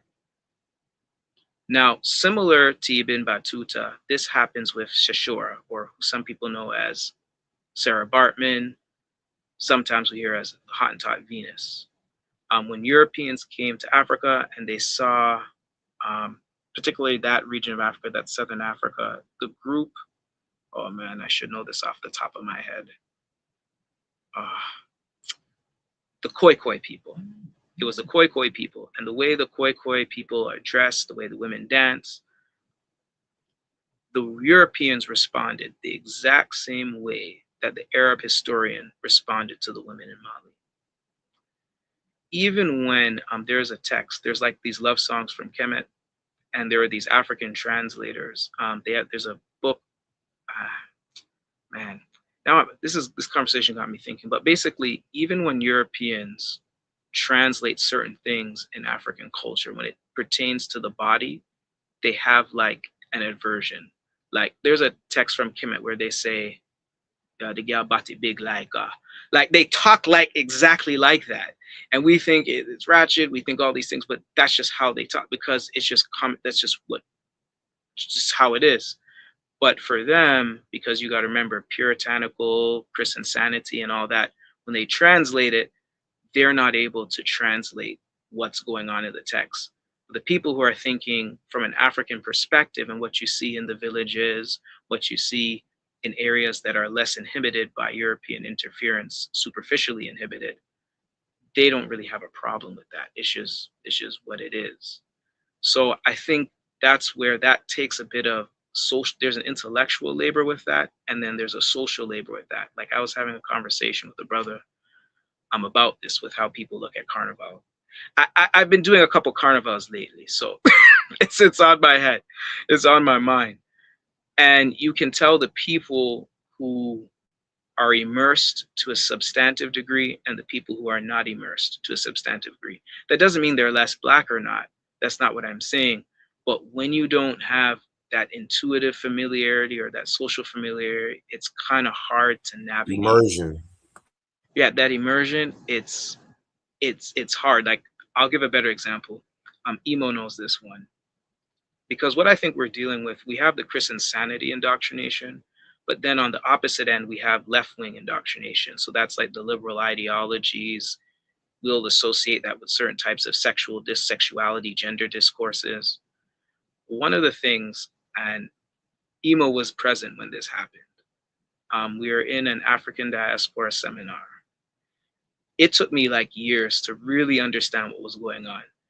But one of the things the person asked was, why is it in our dancing we're talking about the whining, like those for those who don't know what whining is, the hip gyration is.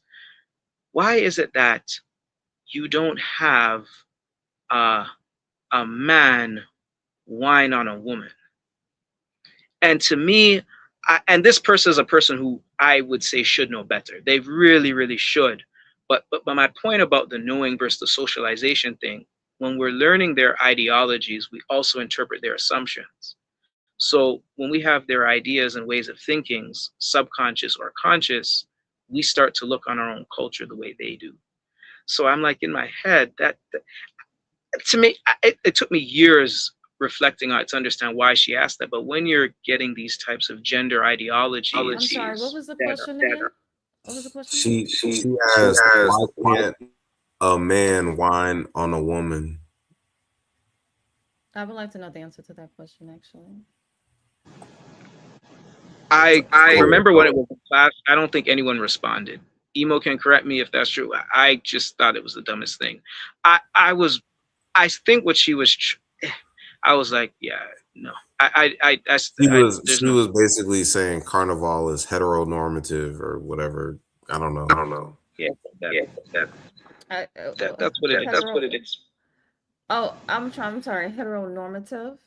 She was Is complaining. She was saying like there's this assumption that only women whine on men. Why can't a man whine on a woman? but don't men in the Caribbean whine?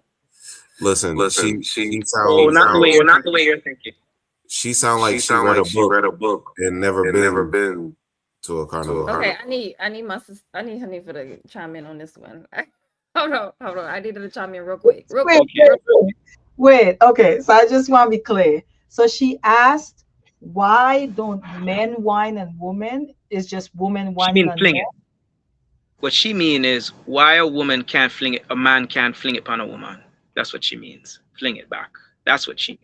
Is she from the culture that celebrates carnival? She's from a You see Caribbean where I'm going? island.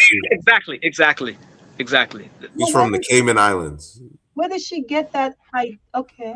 I don't know what you want me to say, Mahad, because I'm like, where did she make that? Where is she making her observation from? Like, That was the point. She's being a pontificating philosopher. She's a gender theorist.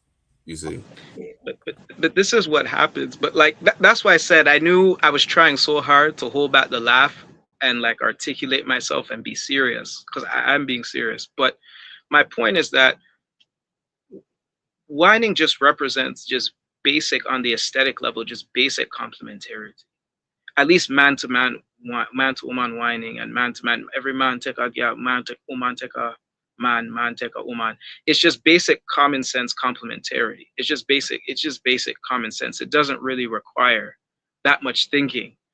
But and then when I read an article years later, it was about the Shona culture in Zimbabwe, and they talk about how they socialize children in a way so they understand kind of what their roles are going to be. And one of those were dances, right? There's certain dances that they do that indicate this is how the man dances, this is how the woman dances in terms of man woman dancing.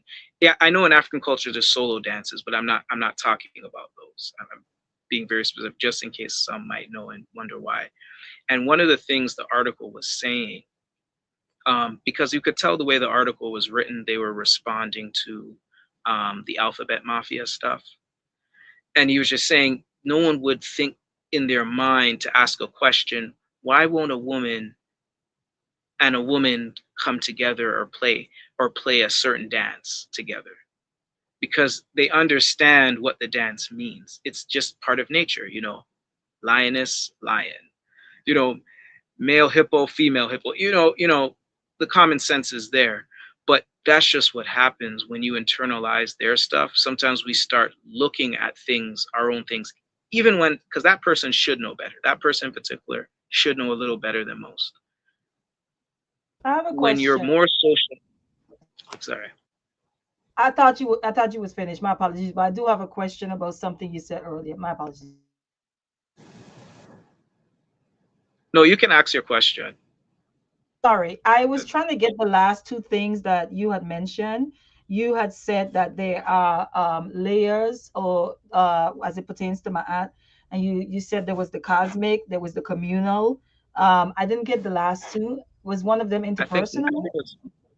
was there's cosmic, personal, I think governance and communal. Government. But That's you the know what, one. Hanifa? I feel like I got one of them wrong in some way, or I'm missing something. So you can contact me and I'll look up. I don't have the book in front of me, but I would pull it out and I think I definitely. it's interpersonal, it's national, and it's cosmic. That's the way I have it drawn That's out in my writing, because when you're dealing with national and interpersonal, you're dealing with social order. So you're talking about order at different levels. So if the pharaoh is the conduit of order for the nation, then you're dealing with uh Ma'at as a universal force. Mhm. You're also dealing with it at the political level, the interplay between different groups, and Mhm. then you're also talking about it at a personal level. Okay. Okay, I got those down. And then also to um what I wanted to mention is what a lot of the examples that Talawa is given, um and what Imo said earlier, what came to my mind when I was hearing is like there's some foundational principles that follows us no matter where we go, right? Because when people say, well, what's culture? When you were saying like what my art is, right? So there's these foundational principles that no matter which part of the world you are in, right, you function within those principles. So that's a part of that culture. Oftentimes when people talk about culture, they think it's as simple as, oh, the food, the music, and even though those are expressions of culture and so forth, that is not culture in its entirety. Because one of the things that I was thinking about, I just was talking to my friend about fufu. And in Uganda, they have millet, right? Ugali, millet, whatever you want to call it, right? So it's made the same way. In the Virgin Islands, we have fungi, and then my Jamaican friend was saying they have ton carnel, right? But we call it fungi in the Virgin Islands. So my aunt, she talked about like when they use, because I was like, well, where did we get to the point where we're eating it with a spoon or whatever? And she said, there's a point when my mom, when she was younger, my aunt is like 80. She was saying when they were younger, they also ate fungi with their hands, right? And I was just when we were talking about how culture kind of like, I don't know if we want to say evolve um with like modern times. It depends. I think part of what has an effect on culture as well that we often leave out is environment. Oftentimes, like that's a big part. I'll give you a little example. We were driving the other day, well, yesterday, and I love my brothers from the nation. I promise y'all I do. Okay, shout out to the nation of Islam. Okay, but the brother was at the corner. You know how they be out there selling their things and giving out the newspaper. It was hot. It was like 95 degrees. He was drenched, like just dripping wet. But he was like this in a suit. And I was annoyed about it because I'm just like, where does the common sense as it pertains to the environment that you're existing in, right, come into play? Where that European suit that you have on is damn near killing you in this 95-degree weather.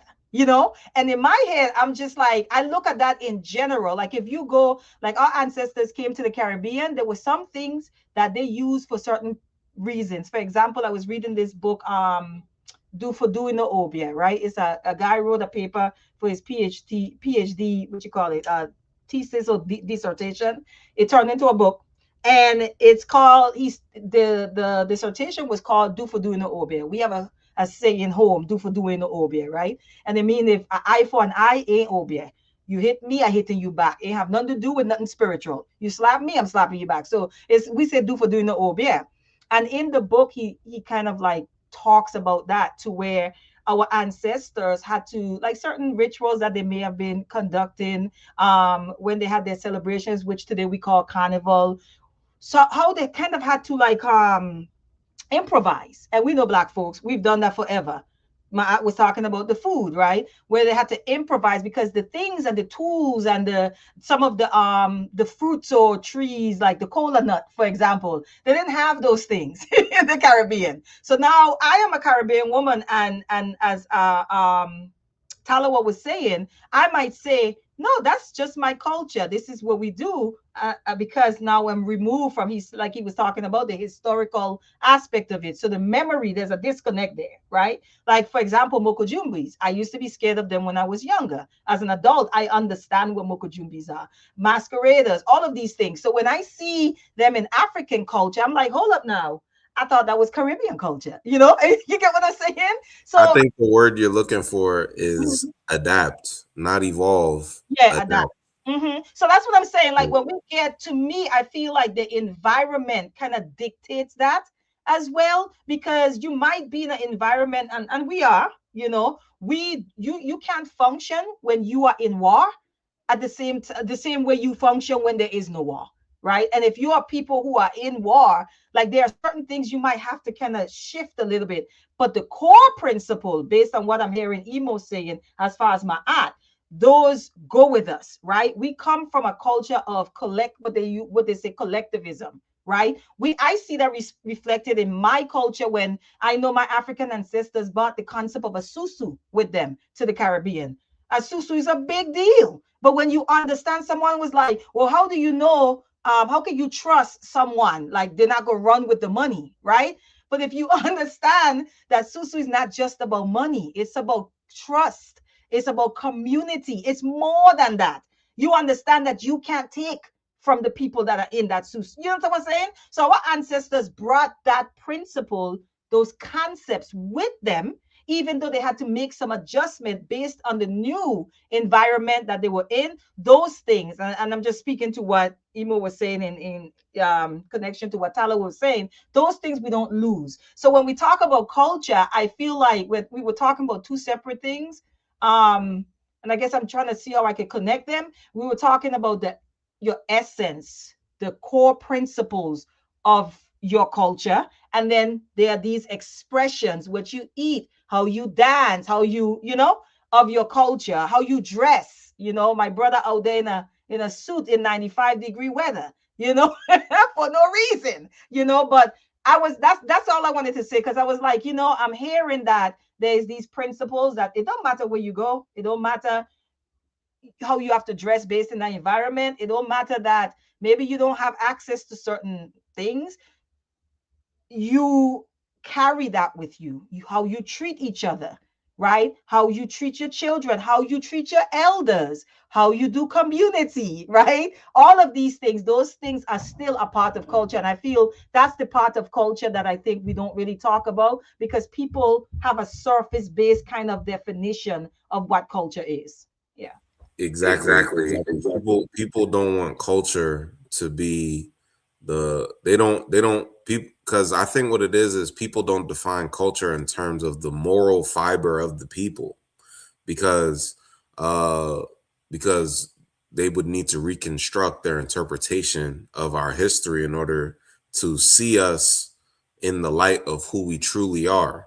What happens is people just go with this, well, we're all bad. Like, oh, we've all been bad. We've all been corrupt. So I'm not inheriting the beef my ancestors had with your ancestors because they were all bad. So all ancestors are bad. You know, like people do that kind of thing. But to me, that's like a defeated mentality, because when you have pride in your own culture, you know why your culture is worthy of veneration and continuing to, you know, be what it is that you carry forward. I think a lot of the time people don't have that idea of their own history to have the pride in their own history and culture. They beginning from I think Nana John Clark, he used to say, if you begin your history in slavery, then everything thereafter will look like progress. You're gonna think everything is better after slavery. So you don't know what you're actually coming from. You don't know uh, how good things were. You don't know how well you were doing for yourself prior to the intervention of the colonialists and the enslavers. So you don't actually have a a a structured or a concrete idea in your mind about who it is exactly you are. The idea you have about who you are is an incomplete idea because you're only thinking about who your ancestors had to be reacting to slavery or adapting to the conditions of enslavement.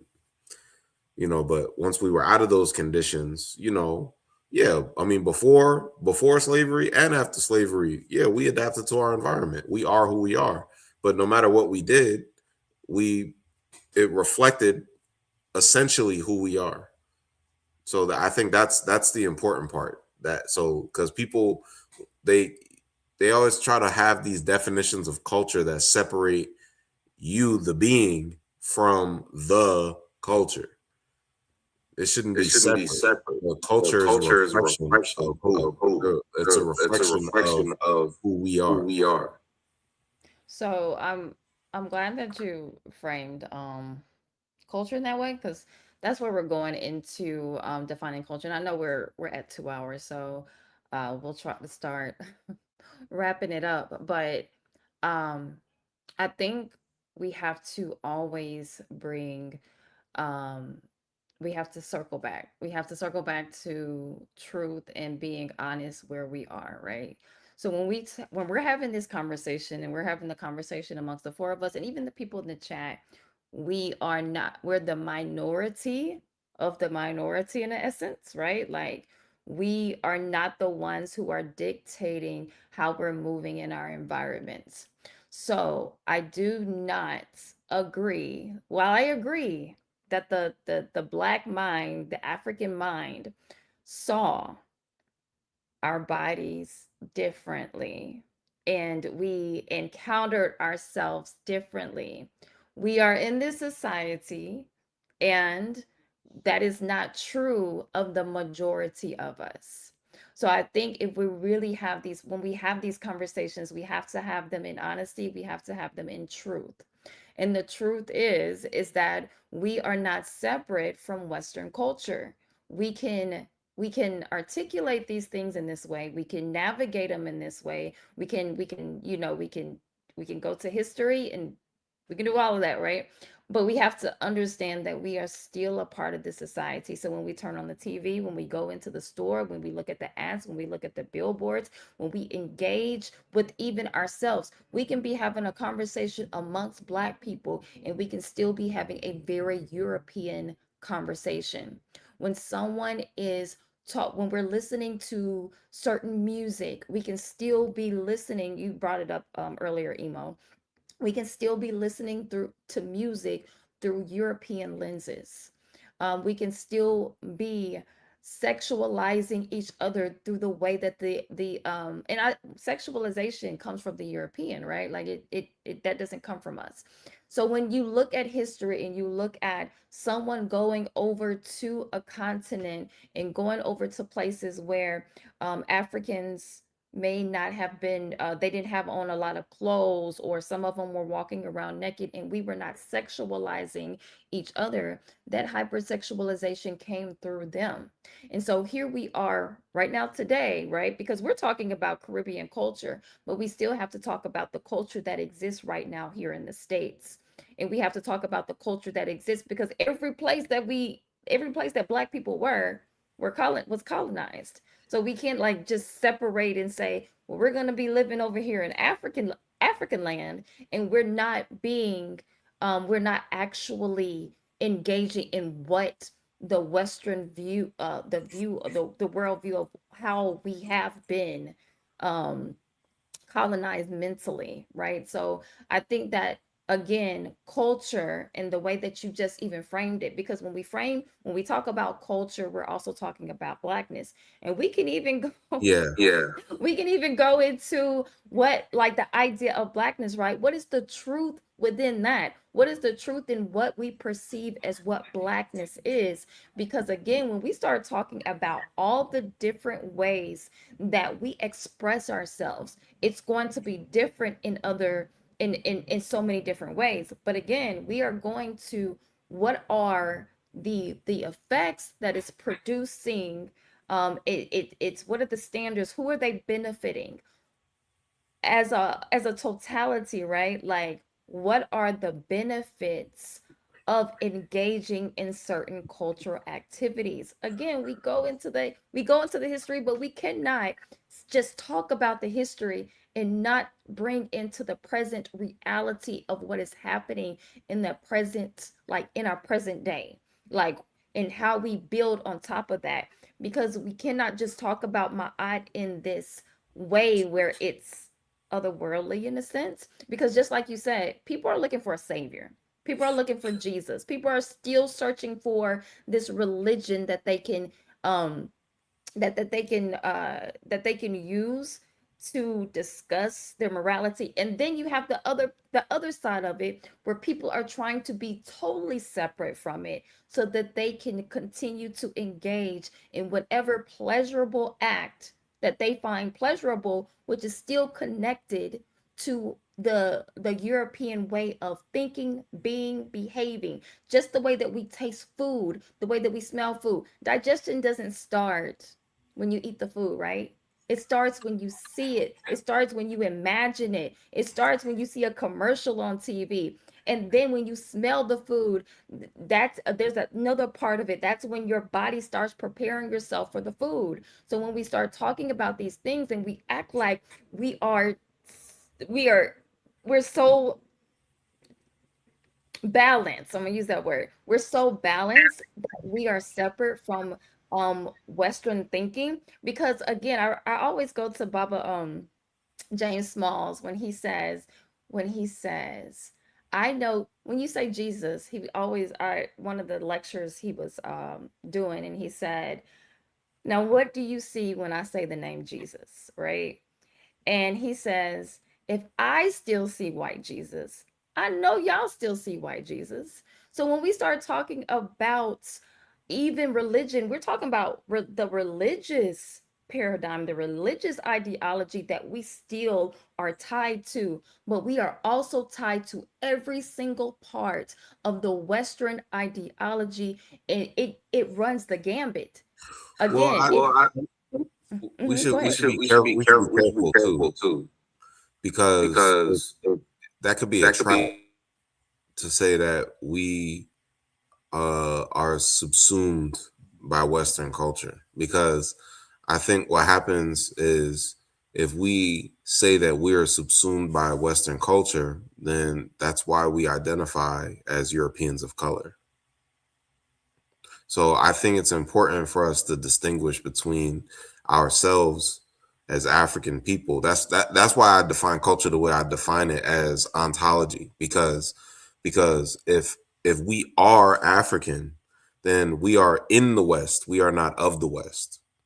So I think the becoming of the West is the problem of assimilation and sub integration. So I think you would agree with me on that.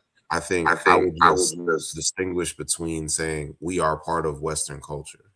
I wouldn't say that African culture is a part of Western culture. I think Western culture negates African culture. Yeah, I mean, I do agree with that, but I think that that's the thing where so there are parts of ourselves, right? Because we have to be very intentional with adopting African African way of thinking, being, doing, seeing, tasting, all of that, right? The way that we, because if you have changed the way that you eat, when you smell the food again, a food that you no longer engage in, it Yeah, smells it's nasty. different. Yeah, it's nasty. It's disgusting. You'd be like, well, how did I even used to even take even eat this type of food, right? It's the Mhm. same thing. When you stop engaging with certain aspects of European culture, it becomes it's distasteful to you at that point, where you Yeah. no longer you were like, how did I even watch this? I remember like engaging in something I used to watch when I was younger, and looking at it again, it was just like, ew, like, why did I even watch this in the first place? Why did my mother let me watch this? Or whatever it is. It's just like there are certain things that you tend you back off from. So I think that's important. But again, we have to be intentional about the work, right? So we're intentional about bringing my eye to ourselves, right? Because we can intellectualize a thing over and over again, and that's why we bring the intellect with the spiritual, with the bringing in the standards of my eye.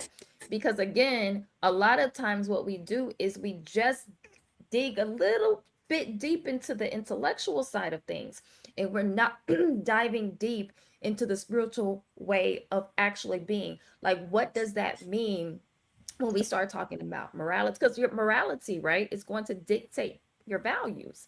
So how your standards are going to dictate your values. A lot of times we start at the value conversation and we say, well, we don't value ourselves. Well, of course we don't value ourselves because we're still looking at them as being our moral compass. And so how are we going to value ourselves if they're our moral compass? How are we going to be able to how am I going to value you as my brother, or anyone around me who looks like me, if we are still engaging in their European way of thinking, being, and seeing things? And again, like I said, I agree with you, but it has to be an intentional. It does.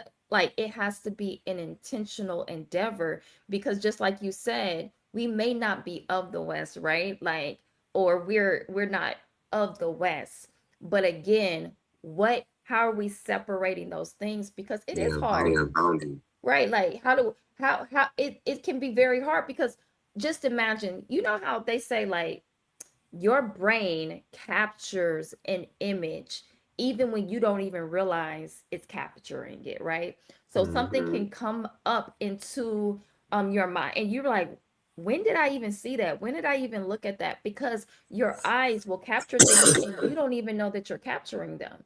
And so when you look at something and it's something you like, or I'm going to just even go to just like, I don't know, like, I'm just gonna go to food because I'm a holistic health guy.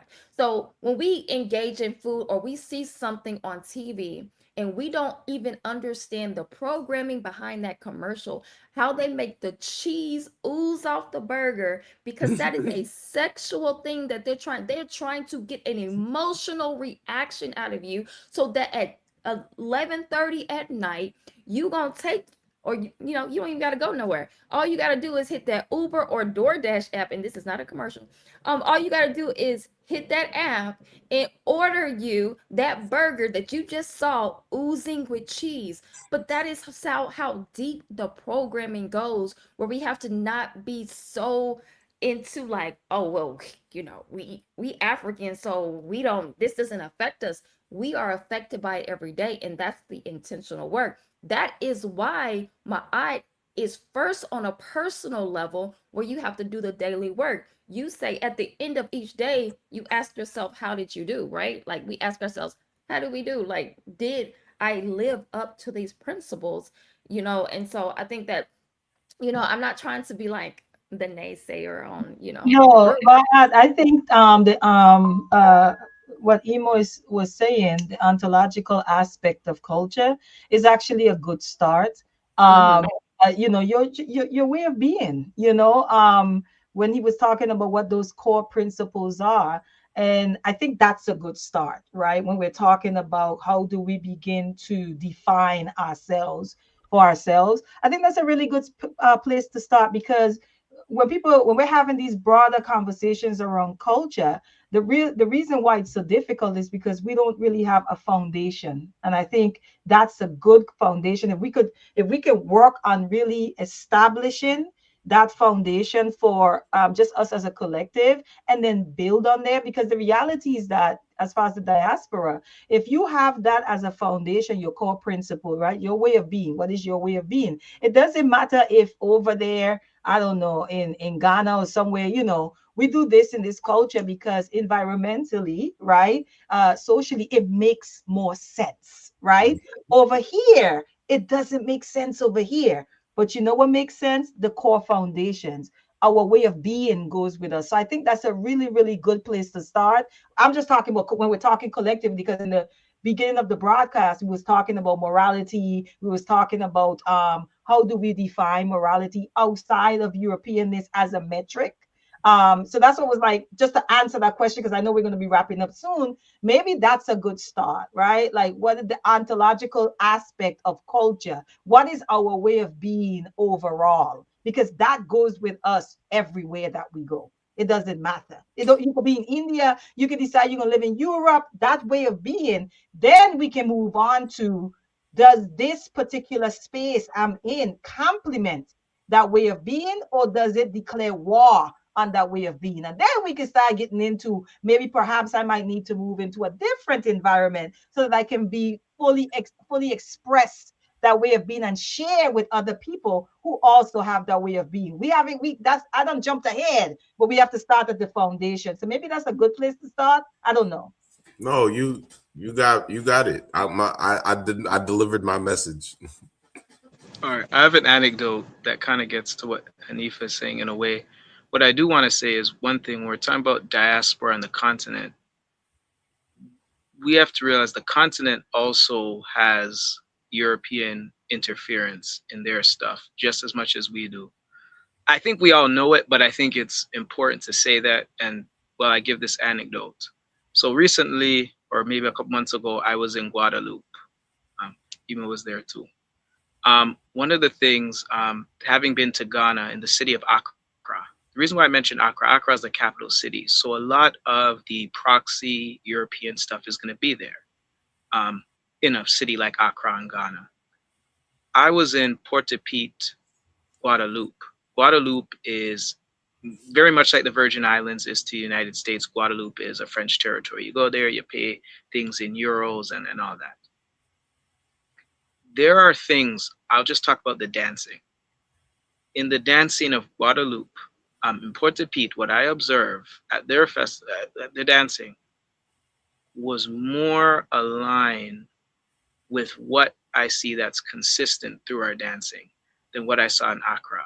And to put it more tangibly, when I was in Accra, I can't remember the spot. It's like one of those things when you know the taste of something. It's like, you know what it is, you just want to throw it out. But this is just with dance. I'm very much like that. When I was in Accra, I was surprised to find that salsa was very popular in Accra. Like, it's just not what I would thought. Like, I know there's certain things I'm going to expect, but that wasn't one I thought. And the reason I keep saying Accra, not Ghana, because once you go outside of the city center in many African countries, even in the Caribbean, shoot, I even say in certain parts of the United States, you'll see a big contrast, at least in that. But what I noticed is that whenever you started, everybody would be dancing to the salsa. Everybody's participating. When you get to Kizumba, you start to see less people participating. When you get to Kompa, for those who don't know, Kompa is a dance in Haiti, or Haitian music. And if you know Kompa dancing, just Google it really quick and you see a video, 10 seconds will give you a sense. The more distant, and again, I'm not saying we're opposite white people, but the practices, because I think that's what we're sometimes talking about. There's culture, the way of thinking, and then there's specific practices, specific manifestations of culture, like let's say dance practice or dancing. The practices that are most clearly that you can't confuse with being European or Indian or Chinese. Those were what the things the people in Accra were so resistant to doing. Guadeloupe, Port-au-Pete, was the total opposite. It was the total opposite, right? And they're under French colonialism, because this is what I mean about colonization in different aspects, some being more pronounced than others.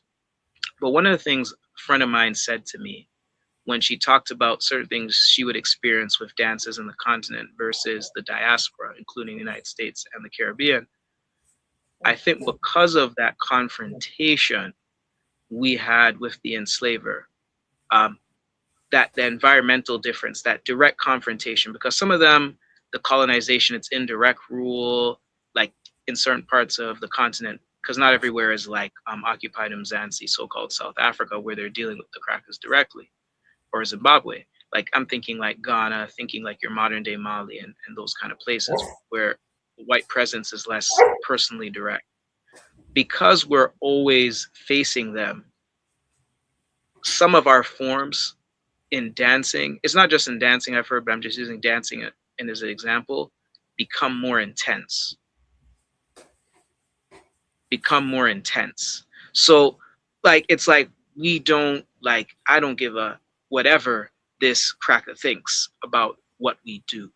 So they become there's it was always her theory, and I've just been thinking about it. It was not mine, but I just always thought about it because I couldn't explain why is it that I'm looking at the dancing in Port-au-Pete and it looks like us. When I go to Accra, it's like I was thinking I feel like I was probably maybe in Italy or something or Spain. So I think sometimes there are things that we retain more intensely. Because again, we have the same core problem. It's just how it comes out. Certain aspects, because of certain environmental conditions, might come out more. Like one of the things I asked a colleague, why is it easier to have a conversation about Afrocentricity or Afrocentric ideas in South Africa as opposed to Nigeria? And I was told that it's because of the presence of white people. He's not saying that we have to define ourselves based on white people, but the problem is just very immediately apparent. Whereas in the continent, the only time you're hearing a white person is as God.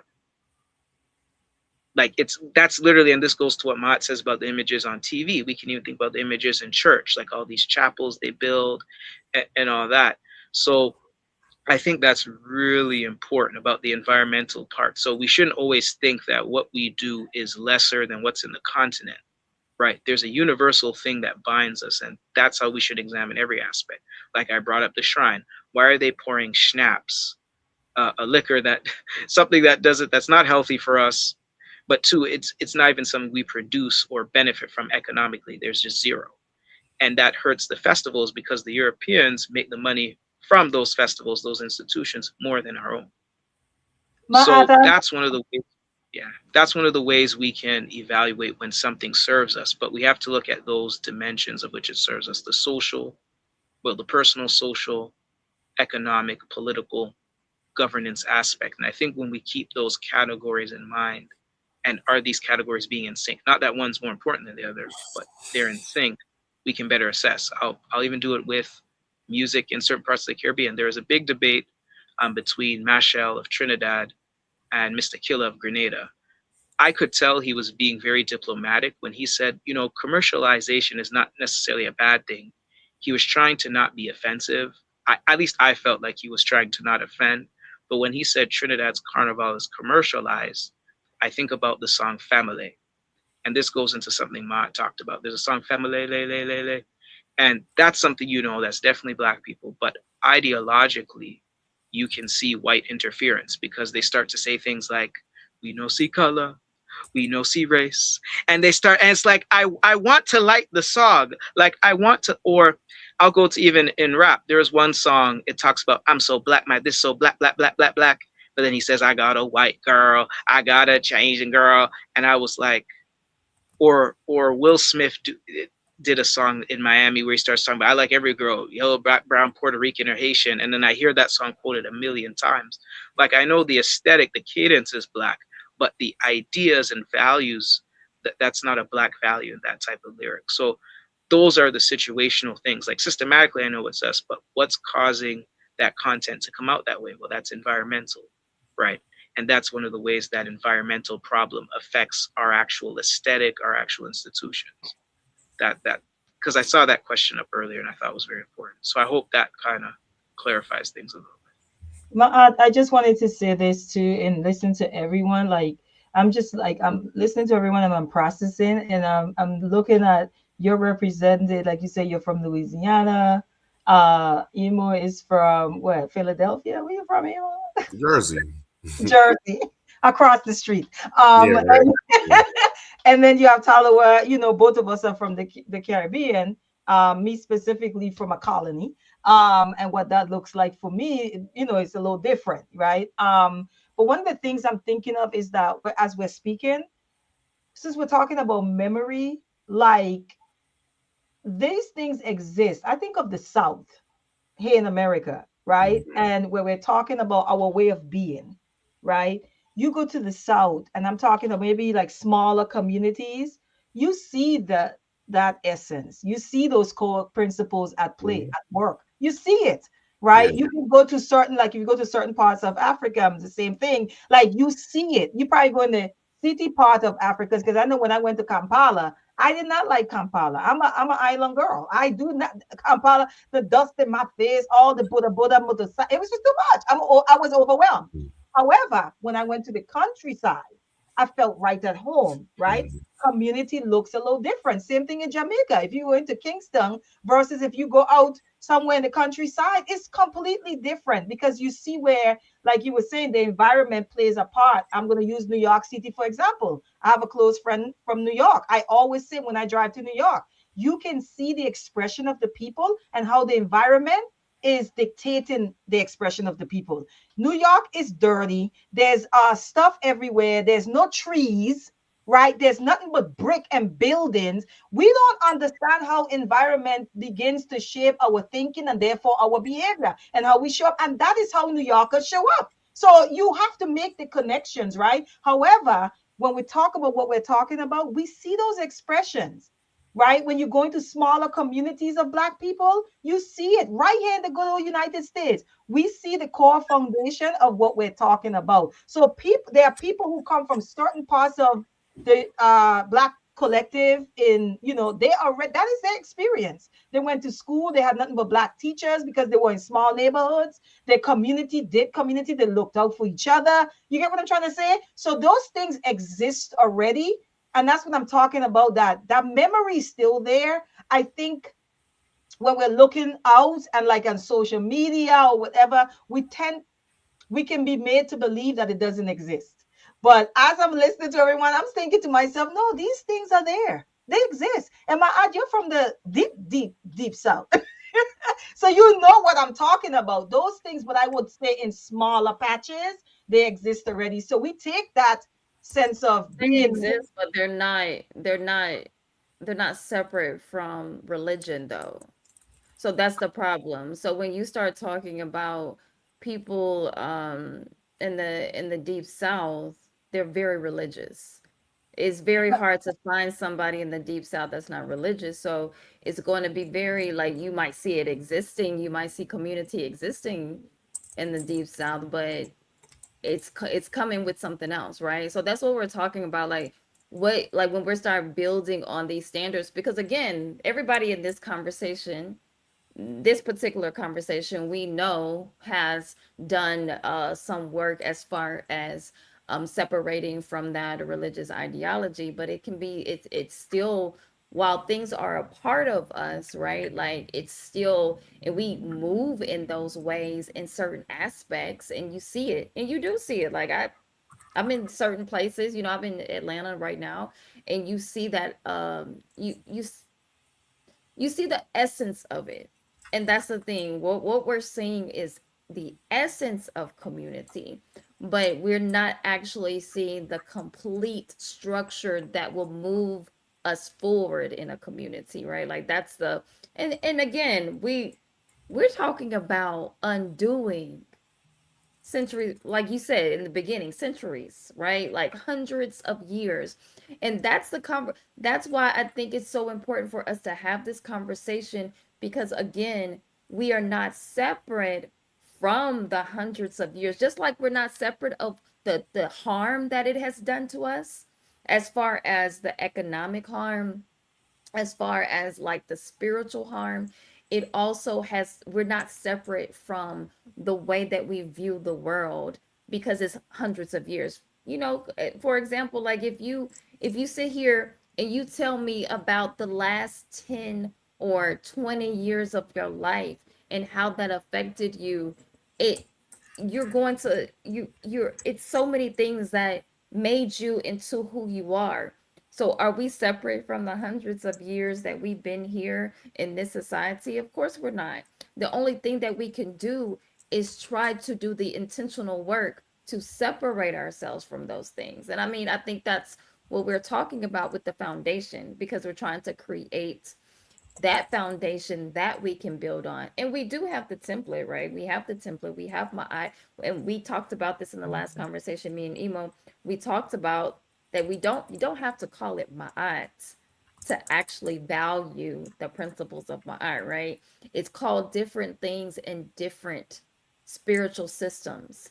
It's just about understanding how to navigate within those principles and help us to become better at building community, because that's one of the things that we lack. I mean, when you brought up something at the when you were first talking, when we were first discussing this, and that was one of the things you said, we lack community. So a lot of people feel like they can't educate their children at home because we lack community.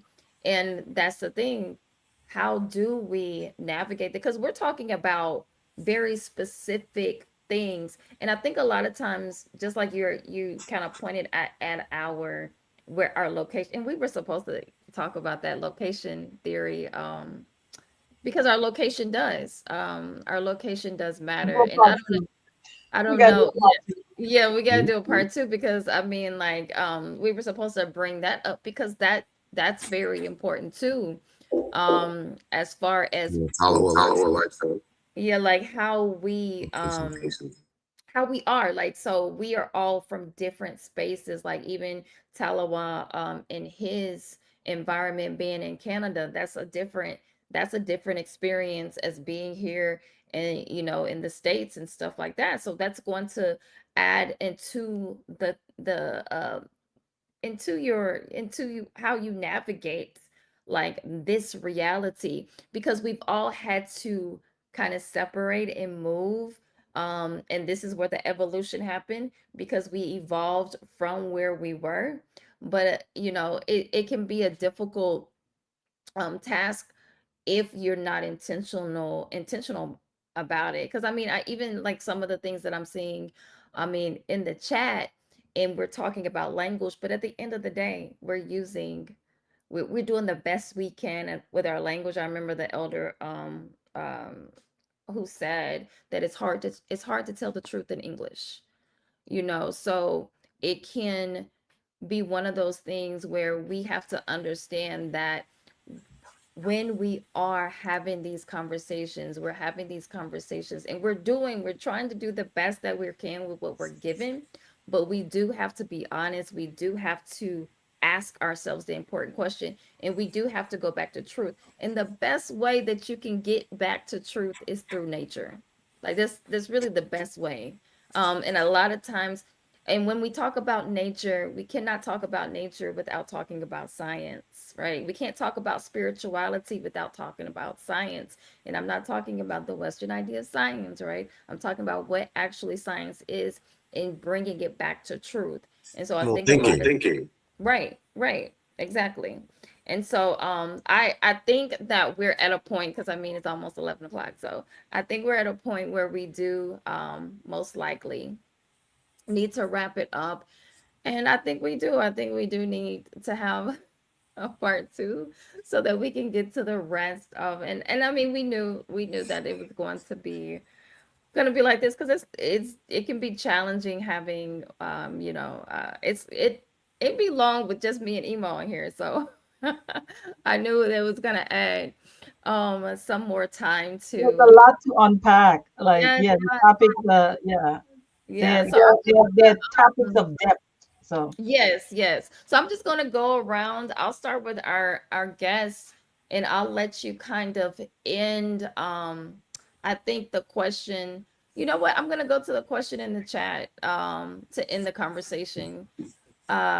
It's up there. Let me see. Because I said I was gonna come back to it. Um, let's see. Give me a second. I'm looking for it.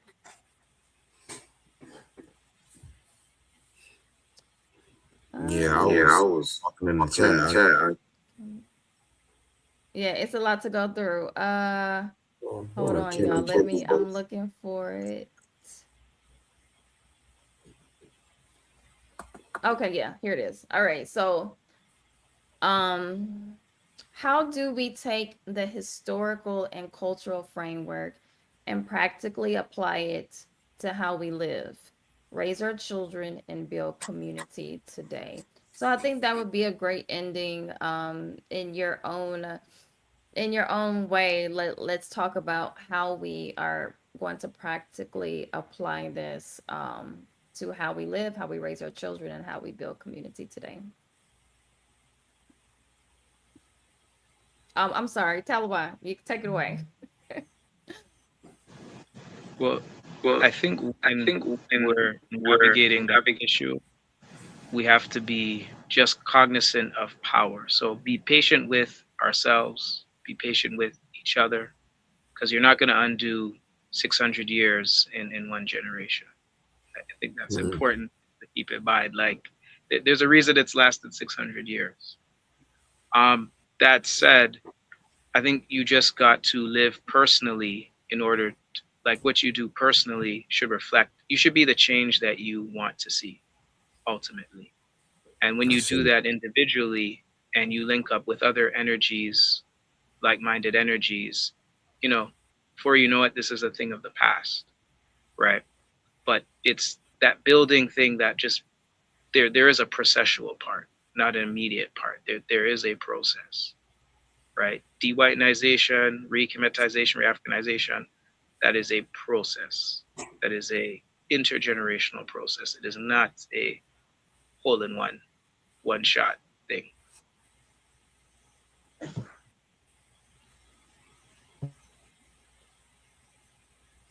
Hanifa, you can go ahead and answer the question. Can you pull it up again? Oh, okay.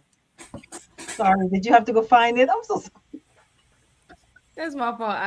I should not have scrolled back I'm down. so sorry because I know you were struggling initially, sis. I'm so I sorry. see it. I see it. Okay, okay, I think okay. So she said, how do we take the historical and cultural framework and practically apply it to how we live? I actually agree with what Tyler was just said. A patience, I would say first with yourself, right?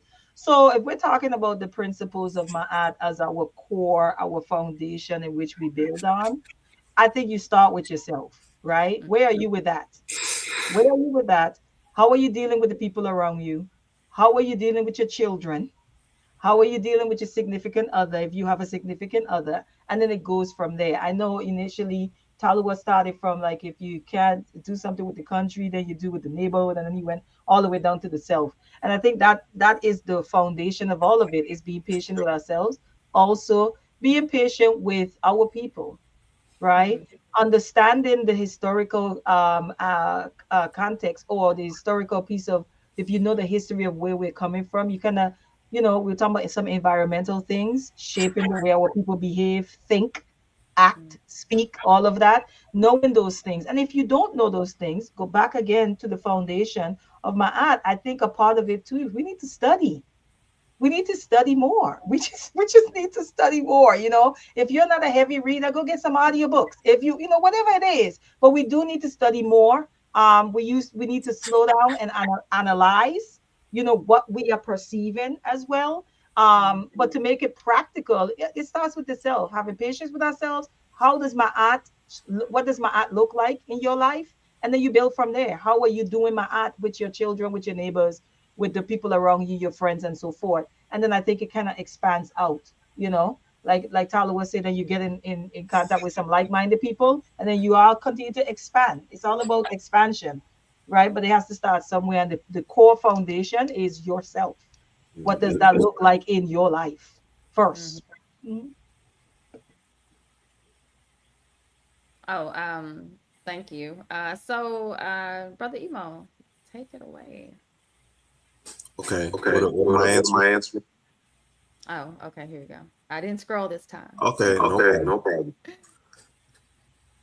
Okay, how do Okay, we how take do we these take thoughts these thoughts and apply and it to apply how it we to how live, we live, raise our our children, and children, build and community? community? Oh, Oh, well, well, I I think, think, uh, uh, they say, they say, do my do my own. So if you're So not if you're doing not my doing art, my art, are you are you actually actually speaking my art? speaking my art? your your words words and and your your actions actions should be should be congruent. So I think a lot of people don't start with themselves. I think that's probably one of the limitations. People want to talk about history as something distant and separate from our living reality. And I don't think that's a productive way to approach history. I don't think that you understand what it is that you're even looking back, what the reason is for why you're looking back in the first place. Like we don't just study history just because it's a hobby or it's fun. Like I mean, for some people, maybe that's why they study history, but for those of us that understand that African people have some serious issues that we must face and we must address, history is the key to us going through that door. And I think a lot of the time we get caught up with mirages in search of the oasis. I think we need a clearer idea of what the oasis actually looks like and what it consists of. I don't think we always have that clear idea. So when you have that clear idea, you stop asking questions about what's pragmatic and what's practical because you're already doing it. You're in flow. Like I find that the practicality question kind of excuse me, that practicality question, I think it reemerges when we keep talking about things in a suspended way. Like we're talking about ourselves, like we're over there. Like I think we got to stop doing that. We got to start thinking about, ourselves as agents in our own culture, as not agents like yeah, like actors in our own culture, players, people who are actually the ones that are doing the doing. We're the ones doing the doing. We're not talking about what other people do. We're not talking about waiting on what other people are going to do for us. We're talking about we're doing the doing. This is what we are going to do for ourselves. I think when we start talking that way, I think you'll see more and more people uh, willing to join in on collective efforts at addressing our issues.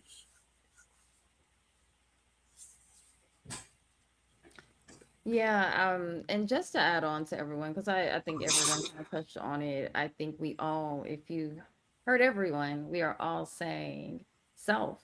You have to start with self.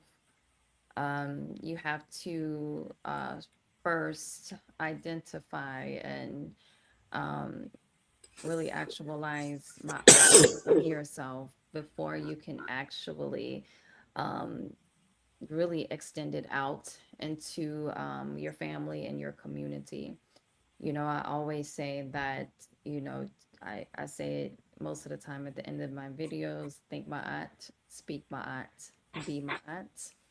And it can be very hard to actualize that if you are not on a daily journey of that, and I think everyone gave tools in how to get there.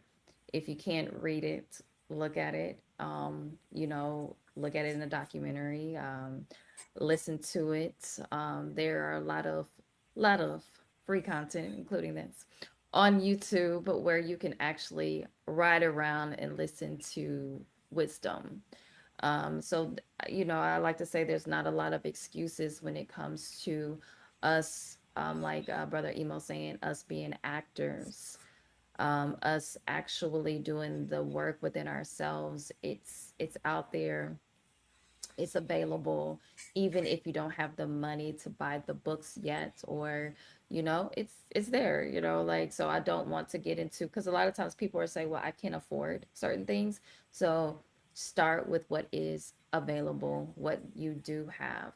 In my last piece, because I believe health is one of the most vital things, is that we have to really think about what we are absorbing on a daily basis, whether that is through our food, whether that's through our nutrition, whether that's through our mind, what we are absorbing through media, what we are absorbing through television or, whatever we're absorbing, we have to be intentional of what is getting through all of our senses.